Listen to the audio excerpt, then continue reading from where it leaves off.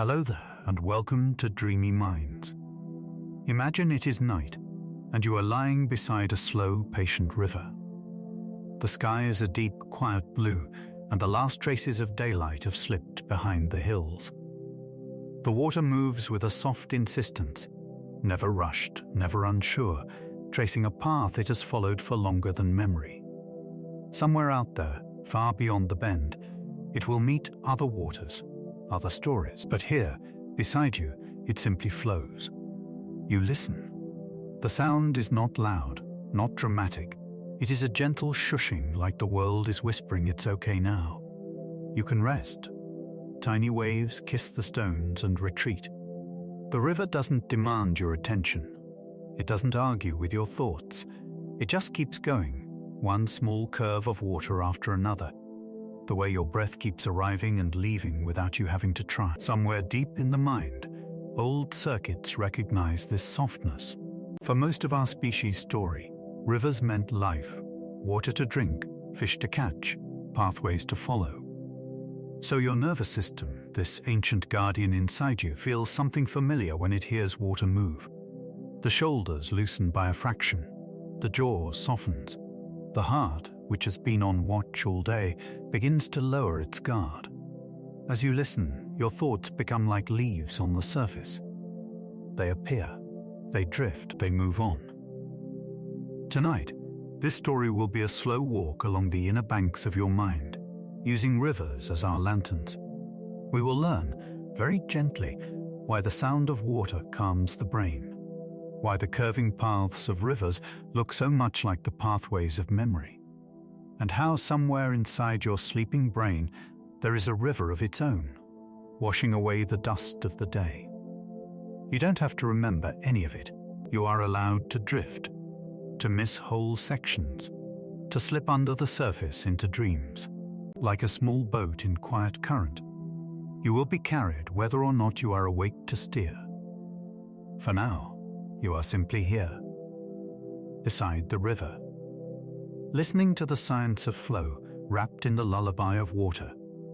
High above the world you know, above the cities and highways and gently humming rooms, there is a silence so complete it feels like a held breath.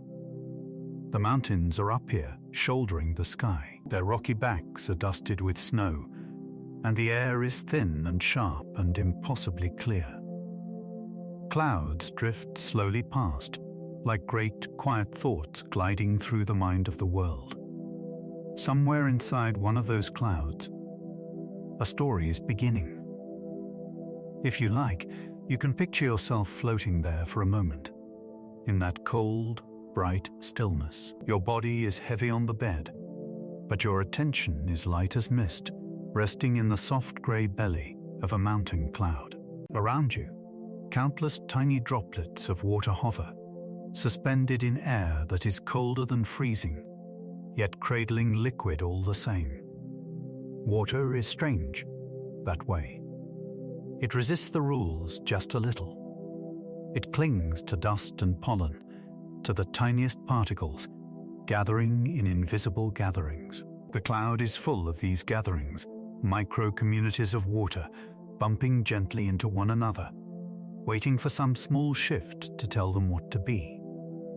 And then, for one particular droplet, the shift arrives. A whisper of colder air brushes through the cloud. The temperature dips, just enough. The droplet shivers, rearranges itself, and suddenly it becomes a crystal, a six-pointed delicate geometry growing outward in tiny arms. Snow. If you could watch close enough, you'd see order emerging from what looked like chaos. Molecules of water, nudged by the laws of physics, lining up into a hexagonal dance, building an intricate shape that has never existed before and will never exist again. Every snowflake that will fall from this cloud tonight is crafted this way, by temperature, by humidity, by wind, no two quite the same. One of them is ours. Our snowflake, our beginning, tumbles slowly out of the cloud's belly.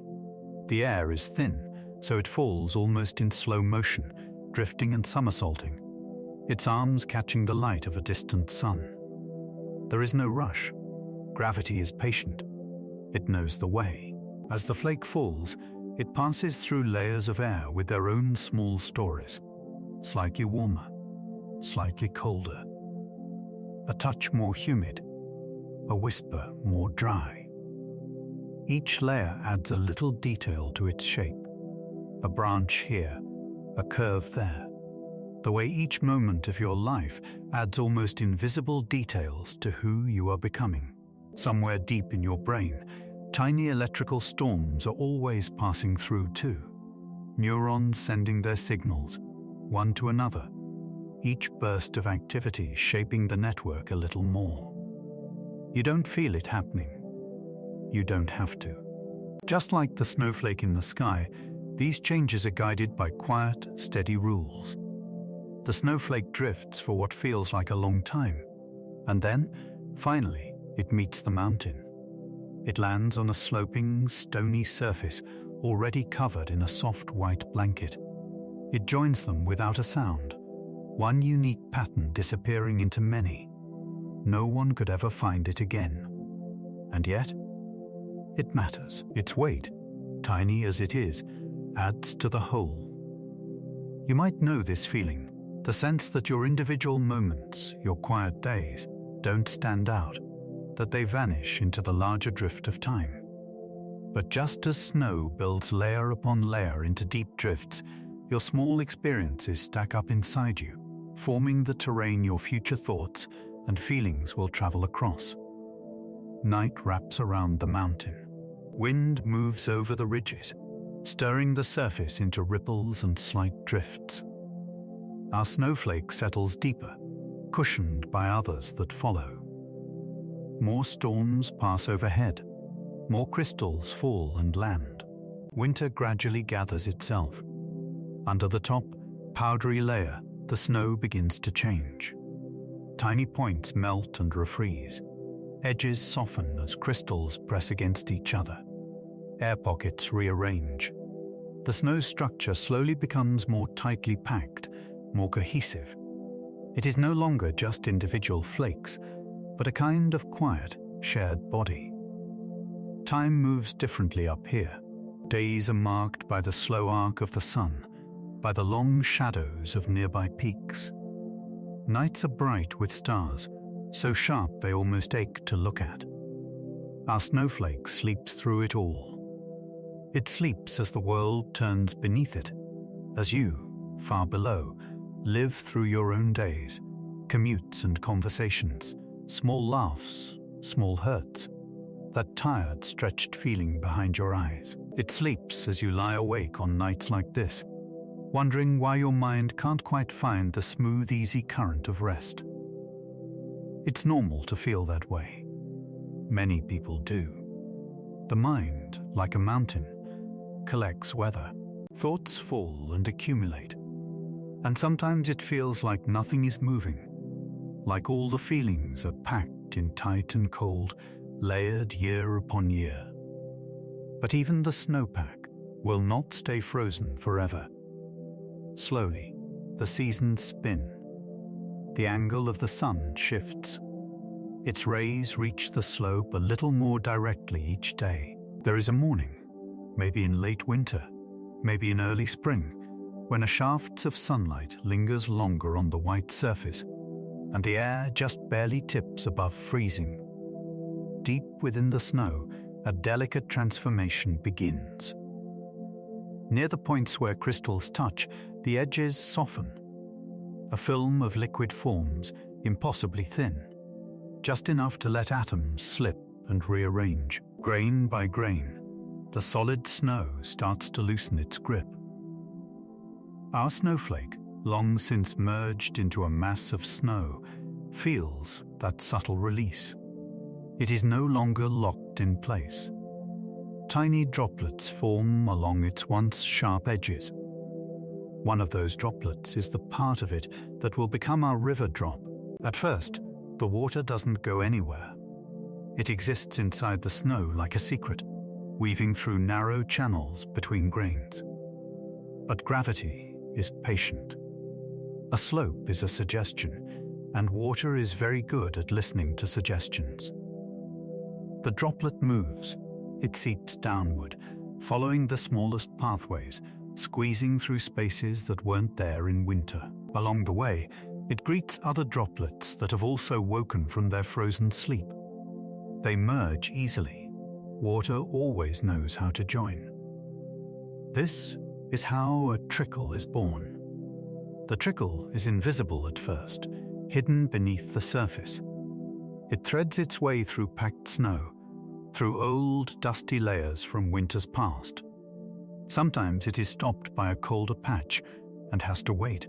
Sometimes it finds a little tunnel already carved by air and moves more freely. It does not have a map. It doesn't need one. Down is enough. Inside your brain, something similar is always happening. When you learn a new way of thinking, or practice a new way of speaking to yourself, at first it feels uncertain, forced, like a droplet trying to find its route through dense snow.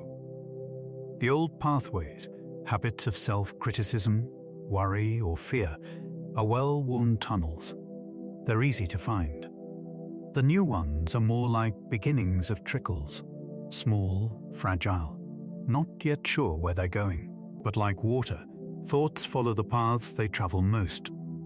Each repetition, each time you return to a certain idea or feeling, erodes the channel a little deeper, making it more likely you'll go that way again.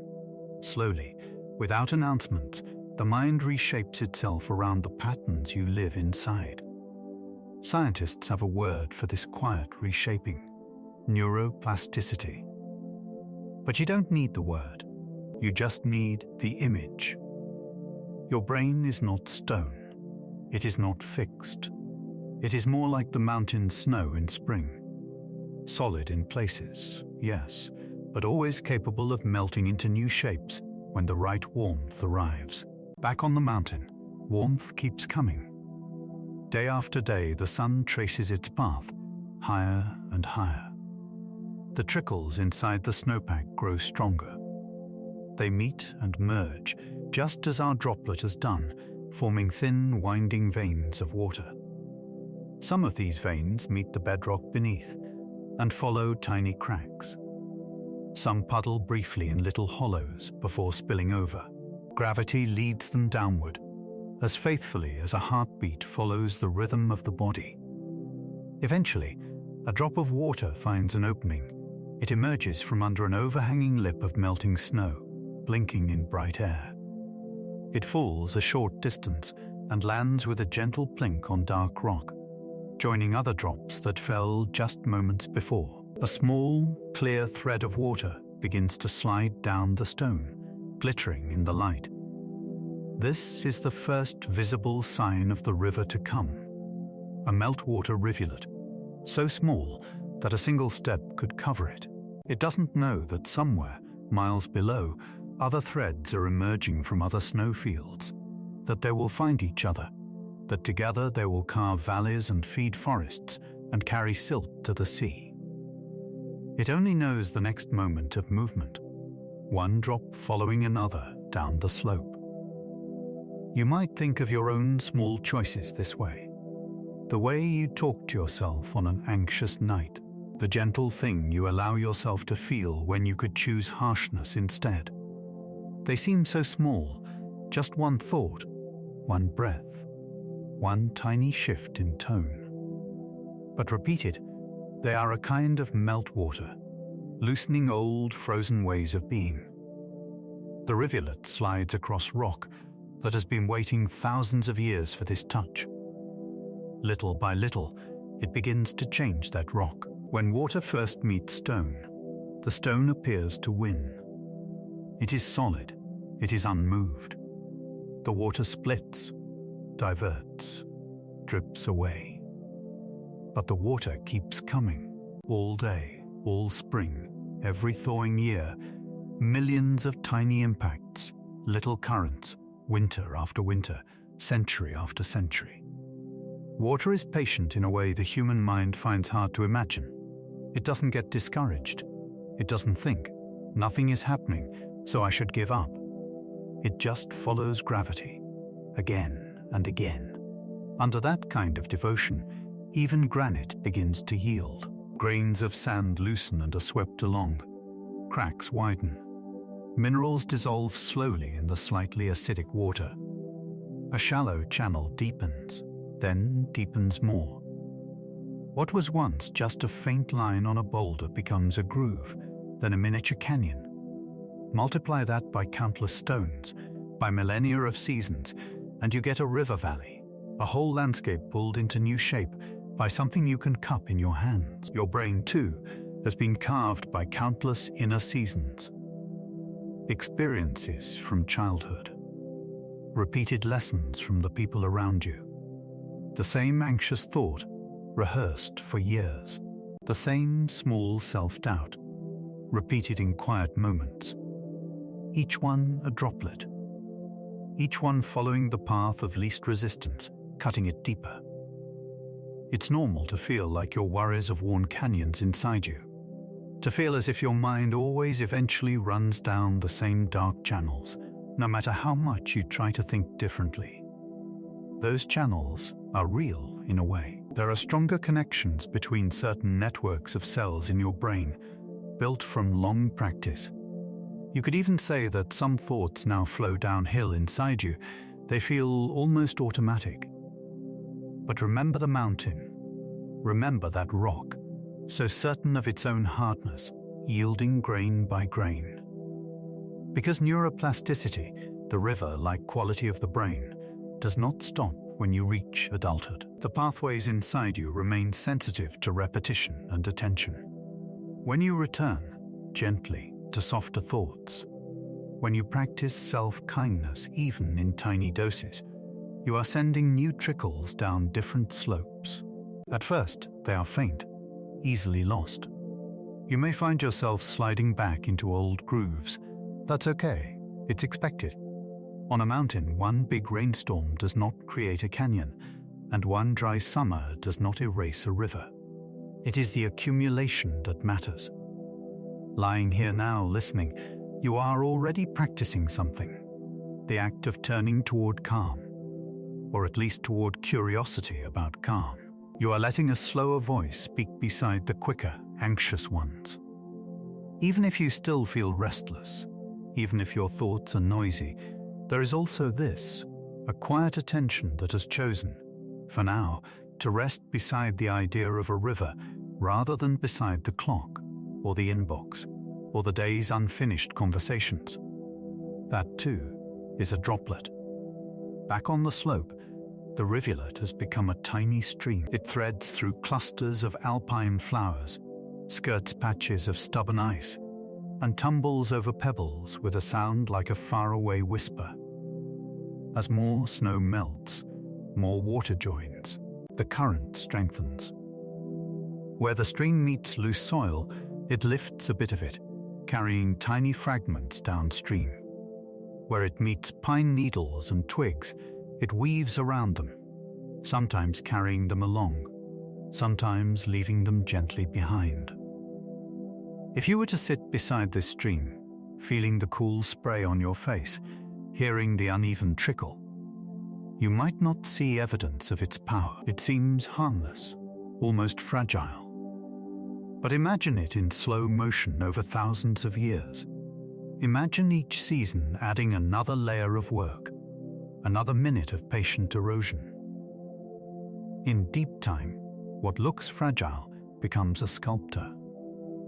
In much the same way, gentle choices in your internal life may seem insignificant against the weight of habit. A single compassionate thought about yourself might feel like a drop of water against a cliff.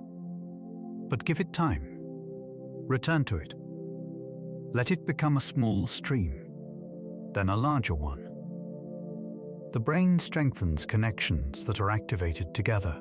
That means when you pair a difficult memory with a slightly kinder inner narration, when you pair a moment of anxiety with a softer breath, you are helping new networks fire in synchrony.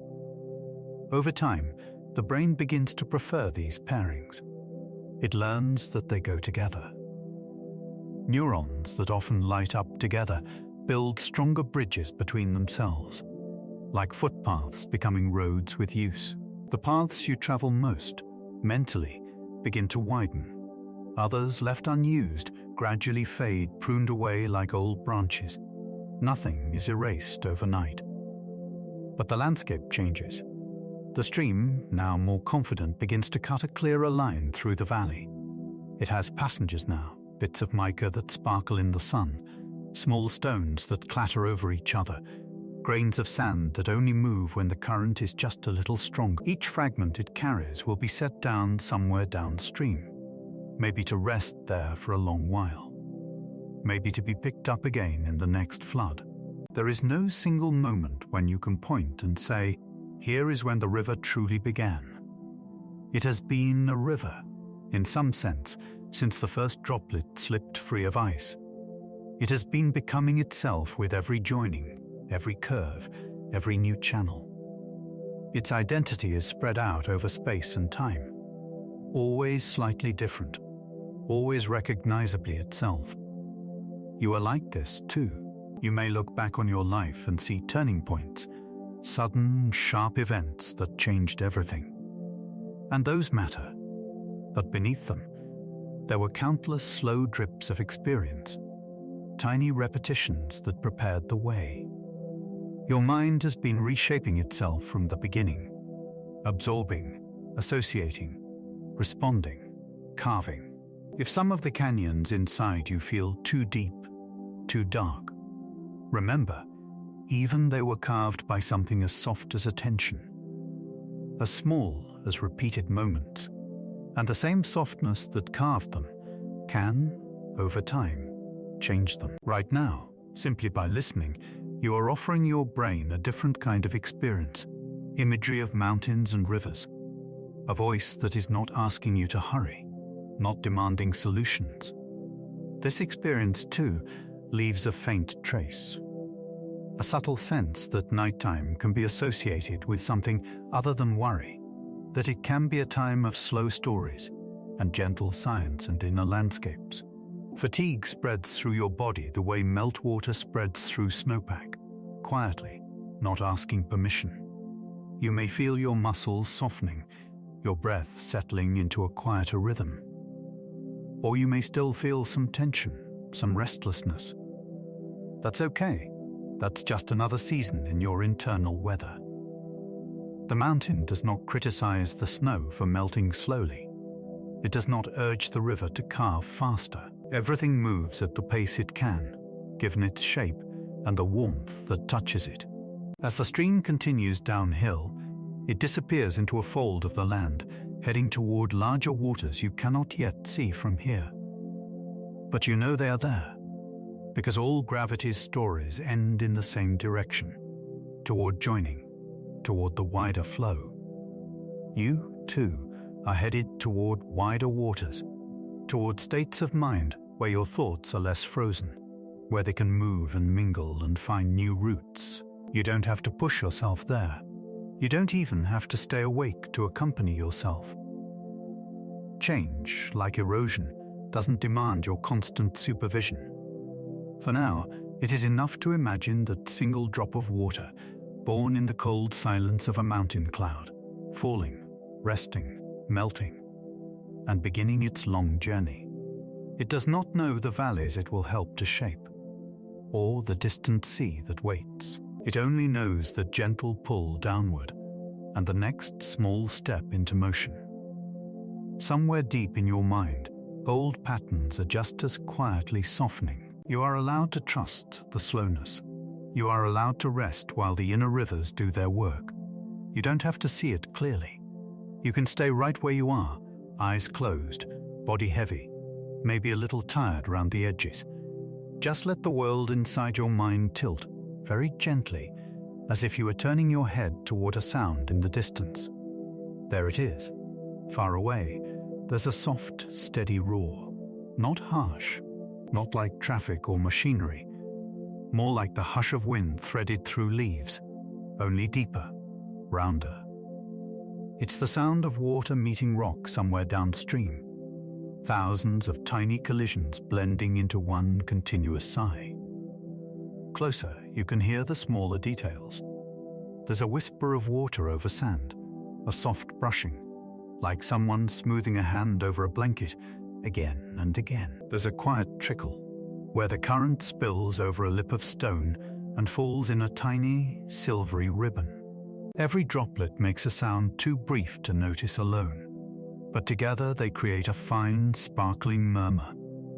Under a fallen branch that almost touches the surface, the water makes a hollow, echoing note, like a low flute played in a distant room. Sometimes a bubble forms and pops with a delicate click. Sometimes a small stone shifts, making a muted clink that disappears at once into the larger song. All of it, the roar, the whisper, the trickle, the hollow hum, blends into one living, changing sound.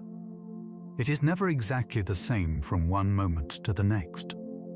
Tiny variations twine and untwine, like threads in a tapestry. And yet, if you listen with your whole body, there is a deep sameness beneath it all. The river is saying, in its own wordless way, I am still here, I am still flowing. Nothing sudden, nothing sharp. Your ears were built for this kind of listening. Long before alarms and phone ringtones, before car doors slamming and pipes knocking in the walls, your ancestors lay in darkness with only their ears to warn them. Sight fades at night, but sound keeps traveling. Somewhere deep in the architecture of your brainstem, there are ancient circuits that never quite sleep, always listening for change.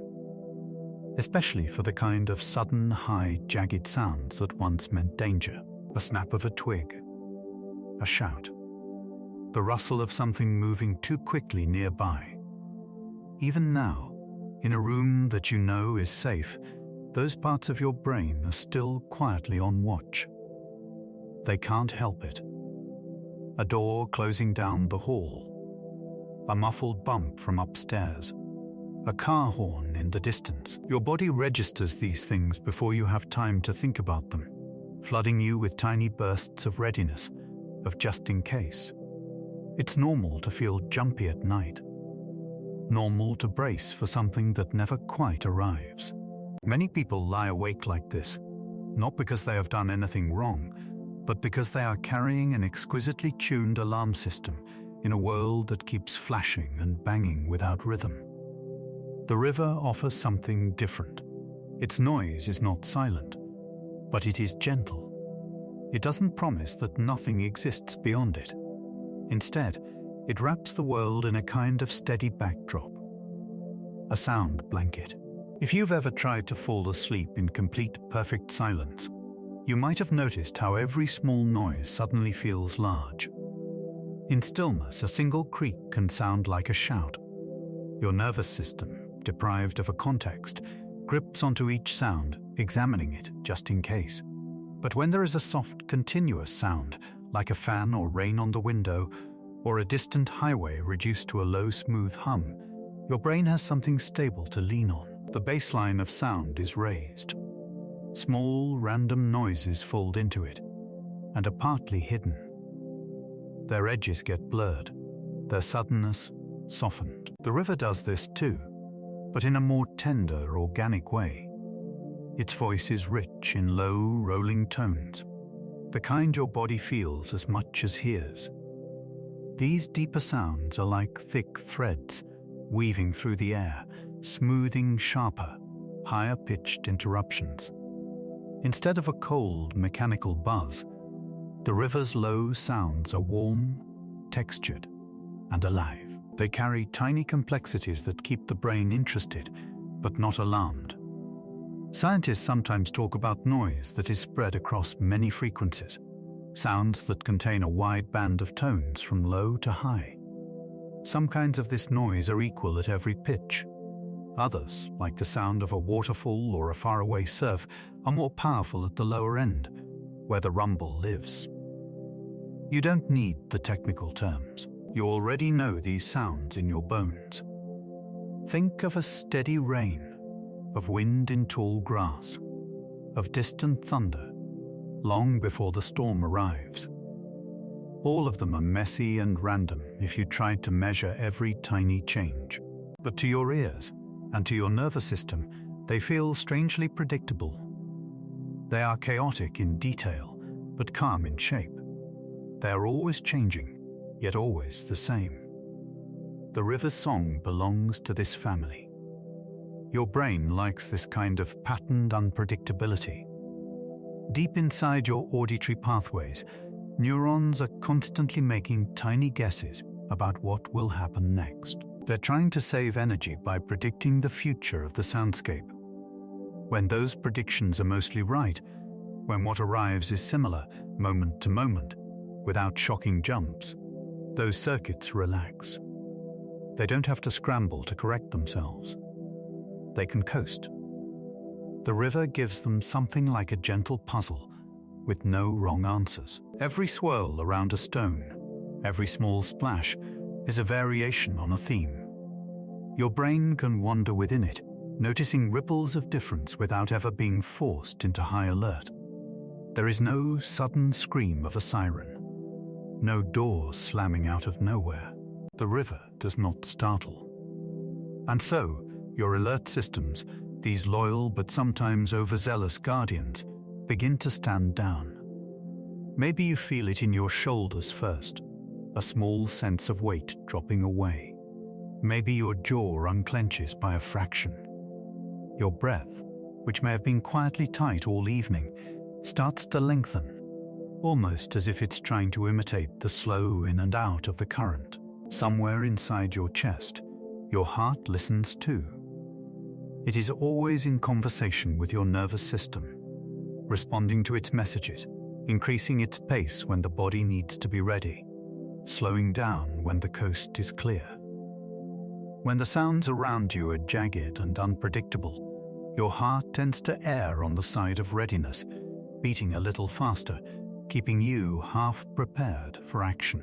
But with the river murmuring steadily, saturating the space, those internal messengers begin to shift.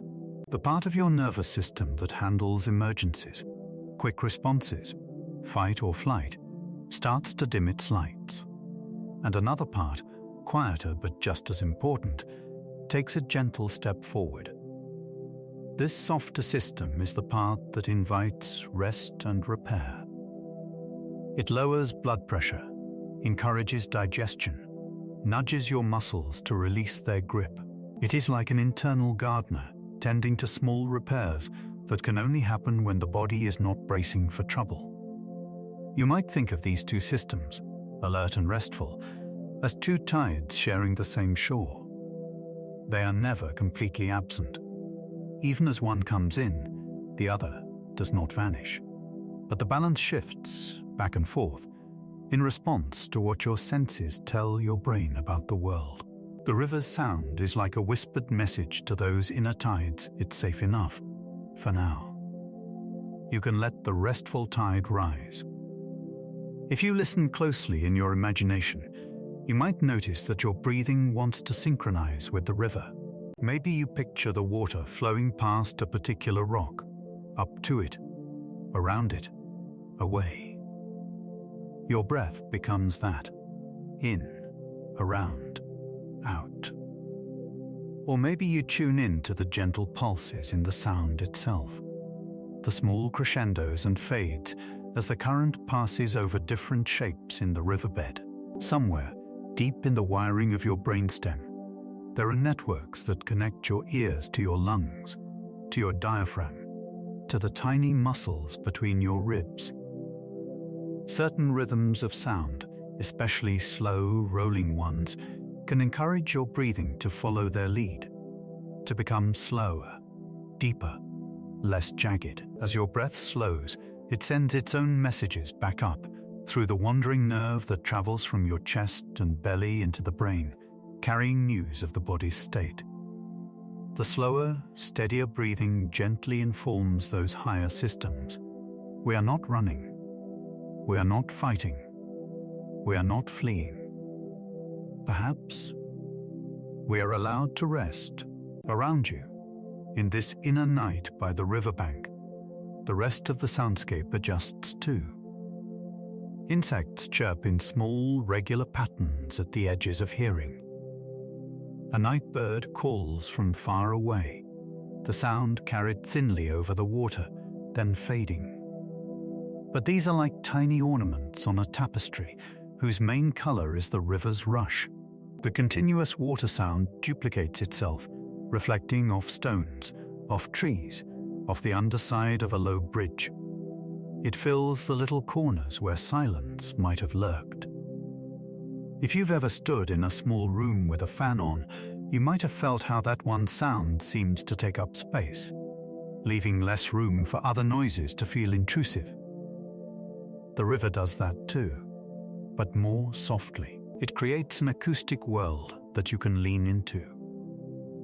Outside this imagined place, in your real life, you may be surrounded by a very different pattern of sound.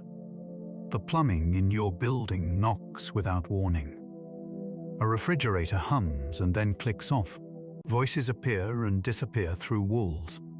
A car accelerates suddenly, then is gone. Somewhere a dog barks, just once, sharp as a pin. Your nervous system jumps a little each time, not always enough for you to notice consciously. But each sudden change is a question your body has to answer. Is this important? Is this safe? Do I need to do something? It is exhausting, this constant low-level vigilance. So if you find yourself startled awake by small, ordinary sounds, if you lie in bed listening for the next one, muscles tensed, pulse a little too loud in your ears, know that this is not a failure. It is an old system doing its job too well. Tonight, as you listen to this story, you are allowed to step into a different soundscape. Even if the room around you is not quiet, you can layer the river's song over it in your mind, the way a soft blanket is laid over sharp corners. Imagine, if you like, that you are lying on a flat, smooth rock, close to the edge of the water. The stone is still holding a little of the day's warmth, enough to keep your body comfortable. Around you, the air is cool and carries the faint smell of wet earth and leaves. Above, the sky is deep and star-dusted, but you don't need to look at it. You can just listen. Every sound the outer world makes, you pass through the filter of the river. A car door slams, and in your mind this becomes a stone tumbling somewhere far downstream, briefly louder than the rest, then immediately swallowed by the larger roar. A pipe bangs, and you picture a log bobbing against the bank, knocking once, drifting on. A distant voice rises and falls, and the current, kind and indifferent, carries the words away as if they were leaves. The more you practice this gentle translation, the easier it becomes for your mind to treat noises as part of a whole, not as isolated alarms. You are teaching your brain, moment by moment, that not every sound is a question demanding an answer. Meanwhile, the river continues its endless conversation with itself. Water brushes water, spirals forming and collapsing in eddies near the banks. Along a shallow stretch, the flow makes a soft, repetitive chuckling as it moves over smooth stones, like an old friend telling a story with no urgent point. In deeper pools, the sound darkens, becoming a low, almost inaudible hum, like the background note in a piece of music. You might notice how your thoughts begin to echo this. At first, they may arrive with their usual sharpness, lists of things to do tomorrow, worries about conversations, replayed moments from the day. But with the river's voice always present, these thoughts start to feel less solid. They begin to resemble ripples, appearing, overlapping, passing. The edges between one thought and the next blur a little. The inner monologue that normally feels like a clear, fast-running stream becomes more like a series of small waves, gently folding into each other. You don't have to push your thoughts away. You don't have to clear your mind. The river does not clear its surface of leaves and twigs. It simply carries them. It allows them to float for a while, then takes them somewhere else. If a worry sticks to you, a particular memory, a feeling of regret, It can help to imagine it as an object resting at the water's edge. You might picture it as a stone, or a branch, or even a small boat. The river laps at it, over and over. At first, nothing appears to change. But in time, the water smooths it. Sharp edges become rounded. Rough surfaces soften. Inside your brain, something similar can happen when you revisit a difficult memory in a safer context. Like here, now wrapped in the river's song. The emotional charge of it doesn't have to vanish all at once. It can be worn down gently by new associations. By pairing the memory with calm, you are letting the sound of the river work like a sculptor on its edges. There is a science to this too, beneath the poetry. When you recall something, your brain briefly makes that memory flexible again, like warming wax. For a little while, the connections that hold it are open to adjustment. If in that window you also experience a sense of safety, or understanding, or even just a lessening of fear, the memory can be stored back a little differently. Less jagged, less tightly linked to alarm. You don't have to orchestrate this process consciously. It is already part of how your mind works. All you're doing by listening, by imagining the river's sound wrapping around your thoughts, is offering your brain a new soundtrack for old scenes. The river is not in a hurry. Neither is your nervous system. These changes happen slowly, like currents carving rock. Tonight is not about fixing anything. It is about resting beside a force that has always known how to soften hard things, given enough time. The song of the slow current continues. If you pay attention, you can hear how the sound is made of layers. The high, fleeting notes of drops and trickles, the middling babble of shallows, the deeper, enduring rumble of stronger flow. Together, they form something like a chord, a cluster of tones that your ears take in as a single whole. Your body responds to that chord as if it were a lullaby. The muscles at the back of your neck loosen. Your spine settles more comfortably into whatever is supporting it. The little muscles around your eyes, so often tightened by squinting at screens or scanning faces for clues, relax their constant work. Even if your eyes are closed, you might notice the sense of looking start to fade, as if your attention is no longer reaching outward, but being invited inward. The river does not ask you to watch it. It does not require your analysis or your understanding. It doesn't need you to remember details or hold on to facts. It is perfectly willing to keep singing even if you drift away completely into sleep. In fact, it expects that you will. Sleep, for the brain, is not an absence, but another kind of journey. The same ancient circuits that have relaxed their grip in response to the river's sound will help guide you into those deeper waters, slowing your rhythms, allowing the gates between waking and dreaming to open. You might notice this moment, that tipping point, by the way your thoughts become strange and loosely connected, like bits of driftwood nudging each other in the dark. The river keeps talking, but its words become less important. What matters is the feeling of its presence, steady, cradling, like a hand on your back. If you're not quite there yet, that's okay. The river is patient. You can stay here on the bank as long as you like, listening to the way its song fills the spaces around you, smoothing the sharpness of outside noises, softening the hard edges of inside ones. Somewhere deep in the brainstem, the old sentries are nodding off at their posts, comforted by the constancy of this flowing sound. The quieter, more tender parts of your nervous system are stepping forward, carrying tiny lanterns of restoration into every corner of your body.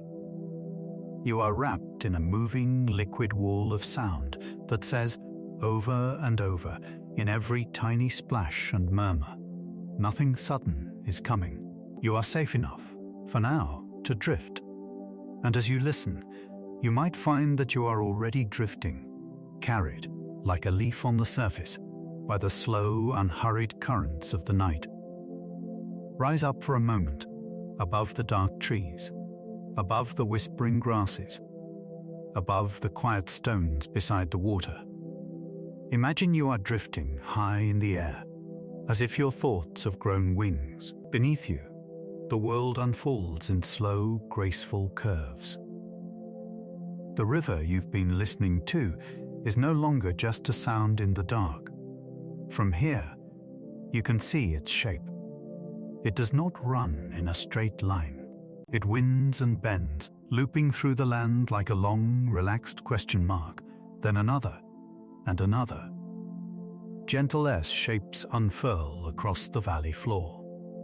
In some places, the river almost seems to change its mind, starting in one direction, then slowly turning, almost doubling back, before curving forward again. These bends have a name: meanders. They appear whenever water has time and space to wander, where the slope softens, where there is no need to rush downhill. The river begins to play. It leans first toward one bank, then the other. Its path becomes a slow-motion dance, wide and looping, like a body swaying to music only it can hear. If you float a little lower, you can see how this happens. On the outside of each bend, the water flows a little faster. It presses itself against the outer bank, carving away tiny grains of soil, little pieces of rock. On the inside of the bend, the current is slower, gentler. Here, bits of sand and silt settle down, resting in quiet bars and beaches. Erosion on the outside, deposition on the inside. Taken together, they make the bend grow. Year by year, the curve exaggerates itself, pushing farther outward, becoming more pronounced. A narrow S shape becomes a wide one.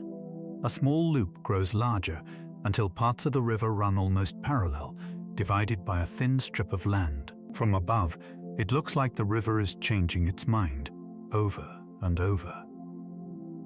But from the inside, from the point of view of each drop, it is simply following the easiest path available at every moment, shaped by speed and softness, by slope and soil. Somewhere inside your skull, your own inner river does something very similar. Especially at night. You might know this intimately, the way your mind refuses straight lines when you most want them. You lie down, hoping for rest, perhaps imagining that a good brain would simply grow quiet, like a light switched off in a dark room. But instead, as the world grows quiet around you, something inside wakes up. Thoughts begin to move, and they do not run tidy, efficient routes. They drift to something that happened earlier today, a conversation, a small mistake, a moment when you laughed. Then they curve backwards, suddenly catching on something from last week, last year, 10 years ago. A small embarrassment you'd almost forgotten glows strangely bright. You feel again the warmth in your face, the awkwardness in your chest, as if it is happening now. Then, without warning, your mind slides sideways to tomorrow, imagining what could go wrong, rehearsing things you might say, or need to do, or might forget. The river of thought loops and doubles back, no straight channel in sight. It's normal to feel frustrated with this. Many people do. Many people, lying awake in the soft blue dark, believe they are broken because they cannot simply switch off. They imagine that other minds, better minds, close down at night like calm libraries, all books shelved neatly, lights dimmed, doors locked. But somewhere deep in the brain, there is a network built precisely for this kind of wandering. It is like a river system that grows most active when the busy traffic of the day recedes, when you are no longer answering messages, or solving tasks, or focusing on the glowing rectangles that crowd your hours. When the outer world quiets, this inner river stretches its arms and begins to flow more freely. Scientists who peek into the resting brain through gentle machines that listen to its tiny electrical whispers or watch the shifting glow of blood flow, have noticed something curious. When you are not focused on a task, not consciously directing your attention, a particular constellation of regions begins to hum together. Parts of the brain involved in memory start chatting with regions that help you imagine the future. Areas that light up when you think about yourself begin to synchronize with those that help you understand other people's minds. It's as if, in the background, a whole network is weaving a tapestry out of your experiences, your hopes, your fears, your imagined conversations. You might hear it called many things, in textbooks or lectures. But tonight, we can give it a softer name.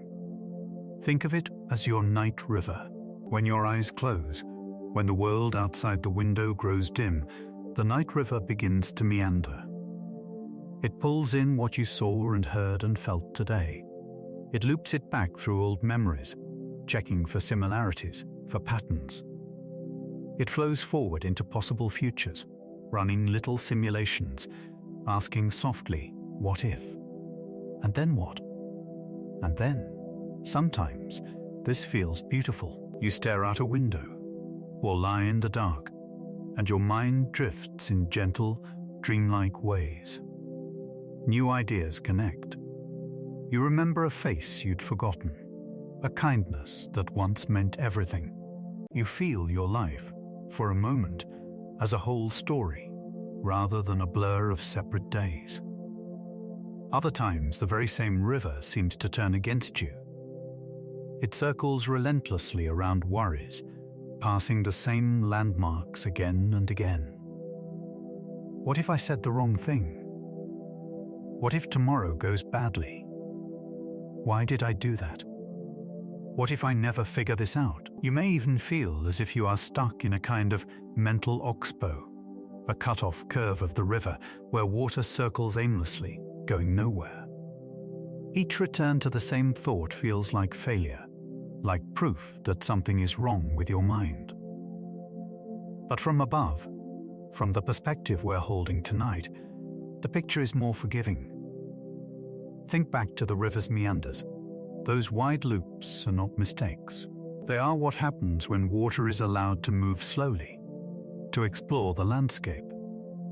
In rushing mountain streams, the path is narrow and mostly straight, pressed hard between rocks, hurrying downhill, over years, then centuries, then millennia. This process creates floodplains, flat, fertile areas of rich soil, where life thrives.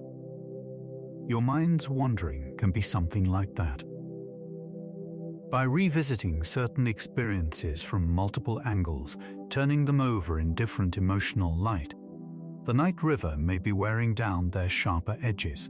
It may be distributing the weight of them, spreading it over time so it doesn't cut so deeply in one single place. This doesn't mean it always feels good. It doesn't mean every loop is helpful, or that you should never gently redirect your thoughts. But it can be soothing to know that there is a purpose to this strange nightly circling that so many of us share. It is not a glitch. It is housekeeping, quiet, slow, sometimes messy housekeeping of the story of who you are.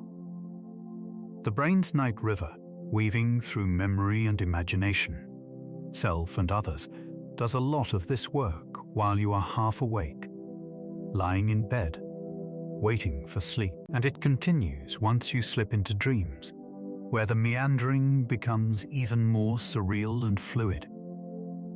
If you could watch your brain's energy from above, like watching the river from the sky, you would see activity shifting from the regions that help you interact with the outside world to those more inward-looking networks. Hubs deep in the center, near the back of your head and along the midline, begin to glow with quiet coordination. It's as though, when the lookout towers go dark, the inner villages light their lamps. You are not lazy because your mind wanders. You are not failing because your thoughts curve. In fact, people whose minds drift in this way are in very large company. When researchers ping people during the day, asking gently, where is your attention right now? They find that for somewhere between a third and half of waking life, the mind is elsewhere, planning, remembering, daydreaming, rehearsing. This wandering is common not just at night, but in waiting rooms, in checkout lines, in showers, in quiet car rides. There's even evidence that this meandering can be helpful. Some of your most creative ideas, your unexpected insights, may surface when your thoughts are allowed to roam without a strict destination. The night river connects distant shores that daylight's straight roads might never link. Of course, when you are very tired, when anxiety is humming just below the surface, this wandering can skew toward darker places. It can feel like the river is eroding only the fragile parts of you. In times like that, it may help to imagine yourself as both the river and the land it crosses. Part of you is the current, the moving stream of thoughts, images, worries, memories. Another part is the valley itself, the wider awareness that can watch the curves from above. From that higher vantage point, the gentle, observing part of mind, you can see that no single bend is all of you. No single loop defines the whole course. Thoughts rise, circle, and recede, just as water fills one curve of the river today and a different one tomorrow, depending on rainfall, on season, on hidden currents. When you notice yourself returning again and again to the same thought at night, you might imagine it as a particularly pronounced meander. The water loves to swing out wide there, hugging that outer bank, pressing itself into the soil. You don't have to force the river to run straight. Straightness is not its nature here. Instead, you might soften the banks a little, or imagine the current distributing itself. Perhaps you picture some of that inner flow gently spilling over into neighboring fields. Small floods of feeling that, while a bit overwhelming in the moment, leave behind layers of nourishment. Tears that blur your vision for a time, then leave you feeling just a bit lighter. A tender conversation with yourself in the dark. A decision to be slightly kinder to the part of you that's hurting. Even emotional floods, as uncomfortable as they are, can carry tiny seeds that will later grow into understanding, boundaries, shifts in how you treat yourself. The river deposits more than it erodes.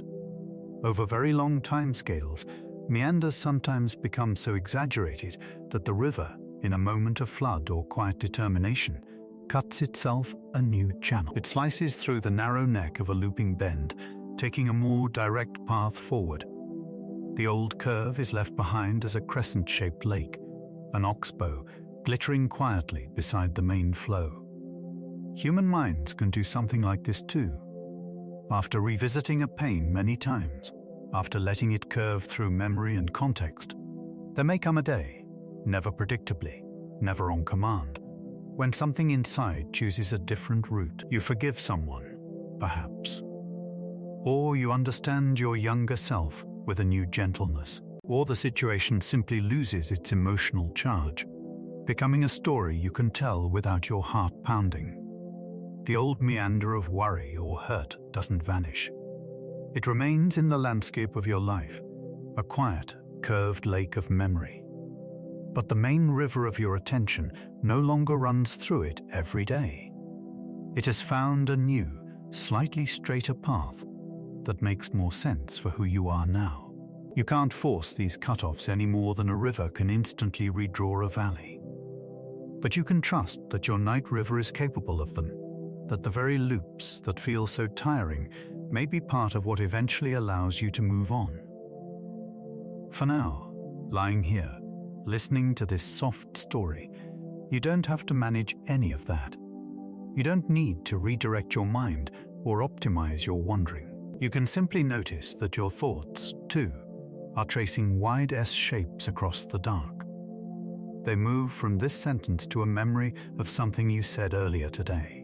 From that memory to a face you haven't seen in years. From that face to a half-formed image of tomorrow. From tomorrow back to the river we're imagining together. Looping, bending, circling. you are allowed to let them. You are allowed to float in your own meanders, like a leaf that doesn't need to steer, just to rest on the water's surface. If a particular bend feels sharp, if your mind catches on it and won't let go, you might try stepping back into that aerial view for a moment. Picture your entire inner landscape as seen from far above. Many bends, many small lakes, many threads of current lacing between them. This one loop is not the whole river. It is just where the water is tonight. And like every meander, it too will shift with time. The river below you goes on curving through the valley floor, wide and quiet in the starlight. Come a little closer to the water's edge. You've been floating above the river, watching its wide curves from the sky, tracing its long, lazy S-shapes across the valley. Now in your mind, you drift back down, like a leaf returning gently to the surface. You find yourself standing on the shore, or perhaps sitting on a smooth stone, feeling the solid earth beneath you. The air here is cool and quiet. The night is soft around your shoulders. The river moves beside you, unhurried, whispering its endless song. If you look out across the water, you see only a surface, dark, wrinkled, reflecting tiny fragments of sky.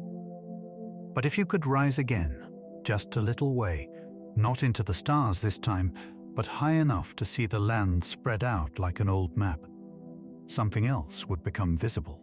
From above, the river is not just a single line. It is a network.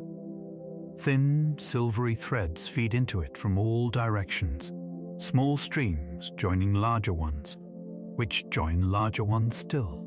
Each tributary has its own branching pattern, splitting into smaller and smaller veins as you follow it upstream, disappearing eventually into trickles, then into moist soil where roots drink quietly. If you trace these shapes with your attention, they begin to look like other things you've seen before. The way a tree splits from trunk into thick boughs, then into smaller branches, then into twigs, and finally into clusters of leaves. The way lightning forks across the sky, one bright spear dividing and dividing as it races through air. The way the bronchial tree spreads through your lungs, airways dividing into narrower tubes, then narrower, until they blossom into clusters of tiny sacs, exchanging breath for life. The way neurons in your brain stretch out their delicate arms, axons and dendrites, reaching toward one another, each branch splitting and splitting, a forest of living threads through which thoughts travel. Over and over again, nature seems to whisper the same shape, branching, branching, branching. A pattern inside rivers, inside trees, inside storms, inside you. These repeating, self-echoing shapes have a name in the languages of science and art, fractals. But you don't need the word to feel what they are. They are patterns that rhyme with themselves, whether you zoom in or out. The small pieces resemble the whole, not perfectly, but enough that your eyes feel a strange recognition. Somewhere deep in your visual system, the part of your brain that makes sense of light and shadow and edge, there is a quiet pleasure in seeing these echoes. Scientists in quiet, windowless rooms have asked volunteers to look at images while small sensors listen to their bodies. Photographs of busy streets, of solid blocks of color, of sharp geometric patterns, and then images of coastlines, river deltas, bare winter trees, frost ferns on glass. Gently, consistently, the body responded. When people gazed at natural branching shapes, the kind you see here along the water's edge, their stress markers slipped downward. Hearts beat a little slower. Skin cooled, sweat glands calmed. The nervous system shifted, ever so slightly, from vigilance toward rest. It's as if the eyes were telling the rest of the body, "This is familiar. You've seen this kind of thing since the beginning. You know how to be here. You carry long histories in your senses. thousands of generations of ancestors who walked under trees, beside rivers, across landscapes drawn with these self-similar lines. Your visual brain grew up, over evolutionary time, in a world written in fractal handwriting. So when you look at these shapes, something in you feels at home. Let yourself stroll now, in your imagination, along the riverbank. The ground is uneven underfoot, but you can take your time. There is no destination, only drifting. If you pause to look at a single stone, perhaps one that has been half embedded in the mud, you see thin cracks spidering out from a central point. Even this, inanimate, quiet, unmoving, has branching veins of fracture, pathways where water once probed, freezing and thawing, slowly prying the rock open. You are surrounded by fractal signatures, the delicate veins in a leaf that has fallen and begun to curl, the lace-like skeleton preserved where softer tissue has decayed, the trailing lines of a tiny stream of foam left behind as a wave pulled back from the sand. The way the shore itself juts in and out in small peninsulas and coves, repeating the great indentation of the valley on a smaller scale. Somewhere beneath your skull, millions of neurons are firing in complex patterns to make sense of all this. The retina at the back of your eye, with its own branching layers of cells, has already begun the work of filtering and highlighting certain features. Lines, edges, intersections, changes in brightness and color. These are the basic ingredients your visual cortex further weaves into a picture. Over years of experience, your brain has learned shortcuts.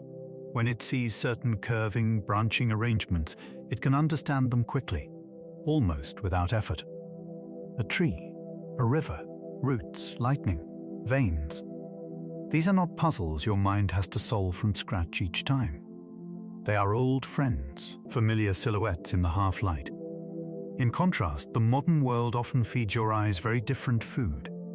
Rectangles stacked on rectangles, windows in buildings, icons on screens, boxes of text. Sharp, right-angled lines, neon colors that seldom appear in such purity in the wild. Patterns that repeat in perfect, rigid grids, every unit exactly the same size and shape. Your brain can make sense of these, of course. It has learned to. But they are not the patterns it grew up with over long millennia, and they can be quietly tiring. They ask more of your attention. Read this. Interpret that. Decide about this. Respond to that. Even when you are not consciously aware of it, the visual system is working hard, passing arrays of symbols, guiding your eyes from one rectangle to another. It's normal in these bright digital days to feel visually overfed and undernourished at the same time. Overfed with information, underfed when it comes to the kinds of shapes that let your gaze rest and wander without needing to do anything. Natural fractals, like those here along the water's edge, offer your eyes a different kind of task. They are complex, but their complexity is patterned. Your gaze can drift along their branches, following one vein into another, without ever reaching a harsh stop sign. Researchers talk about effortless attention when they describe this state. Your mind is engaged, but softly. There is no urgent goal, no deadline. The fractal pattern holds your interest just enough to keep you from tumbling back into heavy rumination, but not so much that it demands analysis. It is a kind of attentional hammock, holding you, but loosely. You might have felt this lying under a tree, watching its branches move against the sky, or staring into the ripples of a pond, or tracing, with your eyes, the way waves leave scalloped lines of foam on a beach. There is thinking happening, but it is not sharp. Thoughts come and go like shadows under clouds. You are present, but not pressured. Time softens at the edges. As you walk along the river's bank tonight, you can give your imagination this same gentle playground. Even with your eyes closed, you can look around and picture the patterns, the river network from above, a tree's bare branches, a bolt of lightning frozen in the sky, the branching lines of a leaf held up to light. Notice how they all rhyme with each other. You can imagine tracing them slowly with a fingertip, as if on paper. Following each main line as it forks, choosing one branch, then another. No branch is wrong. No branch leads to a dead end in terms of the experience. They all simply become smaller and subtler, like thoughts thinning toward silence. Inside your brain, when you imagine these shapes, many of the same visual areas activate as when you actually see them. The cortex does not draw a hard line between outer sight and inner imagery. Both feed into the same networks, the same neurons synchronizing in patterns that mirror the patterns you see. So even if your room is dark, even if your real surroundings are full of straight-edged furniture and glowing screens, you are free to decorate the inside of your mind with river branches and leaf veins. Somewhere in the back of your head, about where you'd rest it on a cushion, lies the primary visual cortex, shaped like a butterfly or a pair of delicate wings.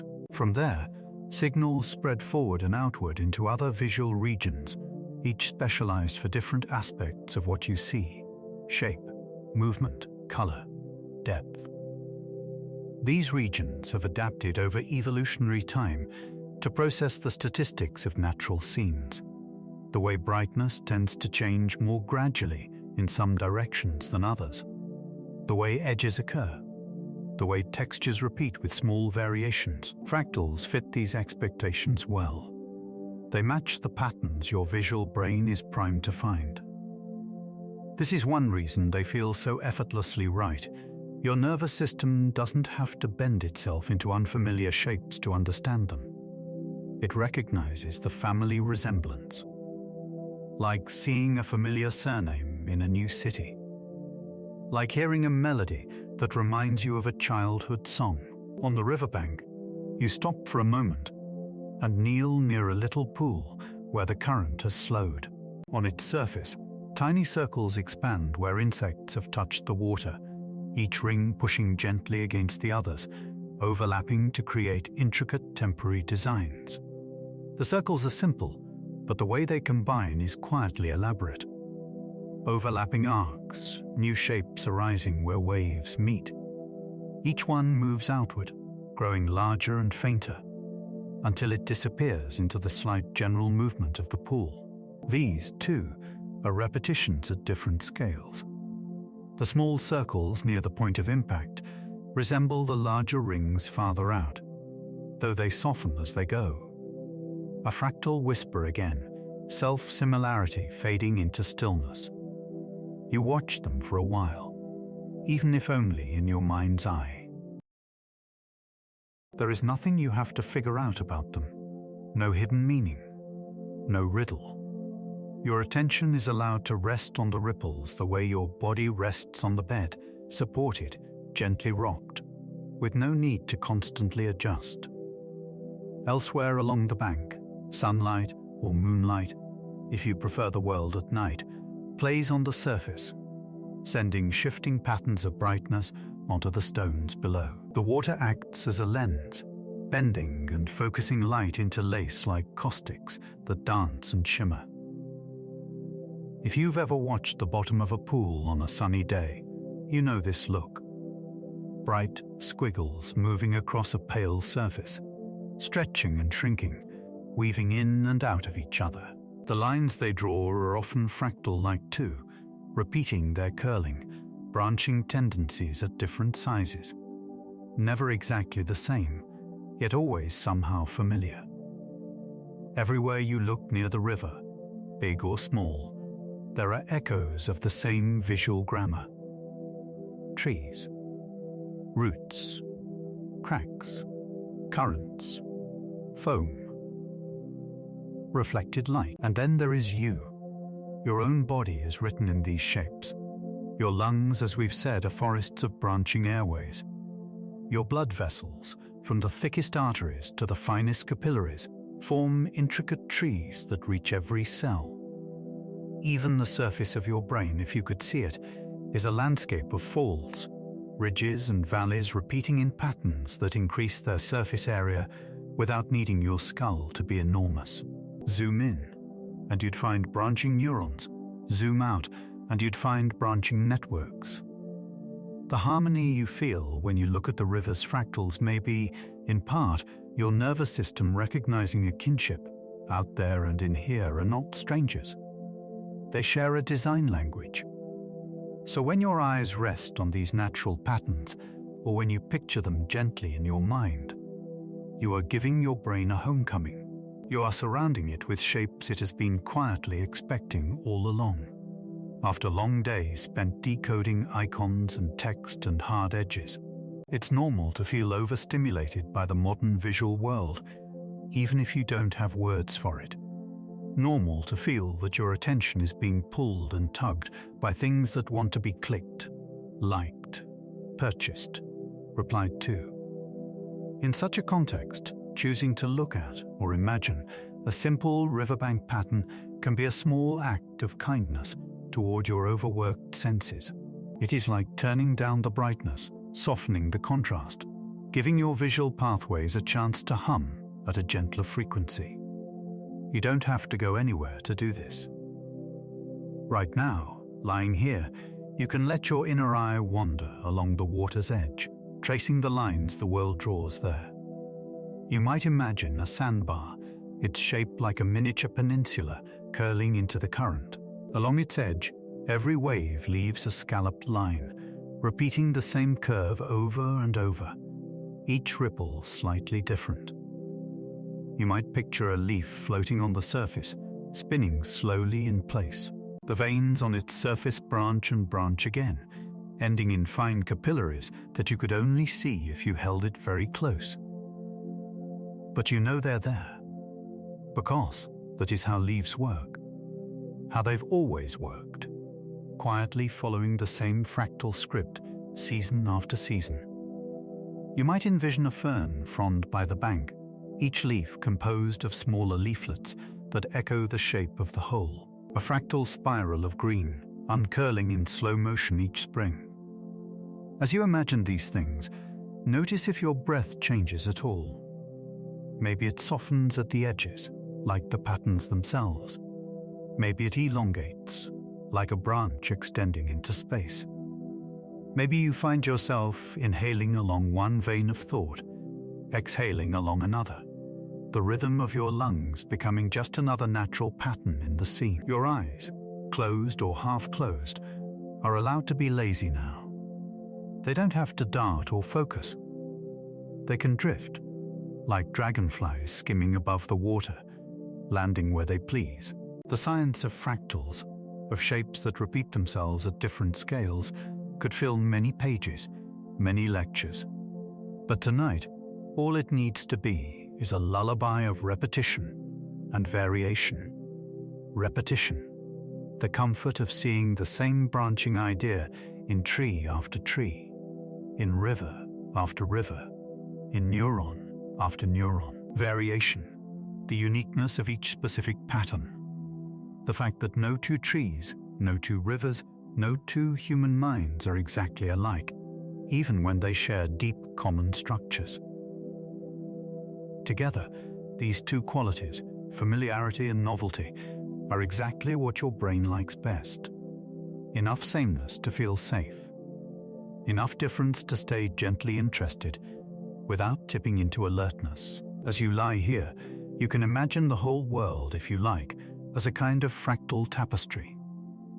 Zoom out, and galaxies cluster into filaments and webs, repeating cosmic patterns.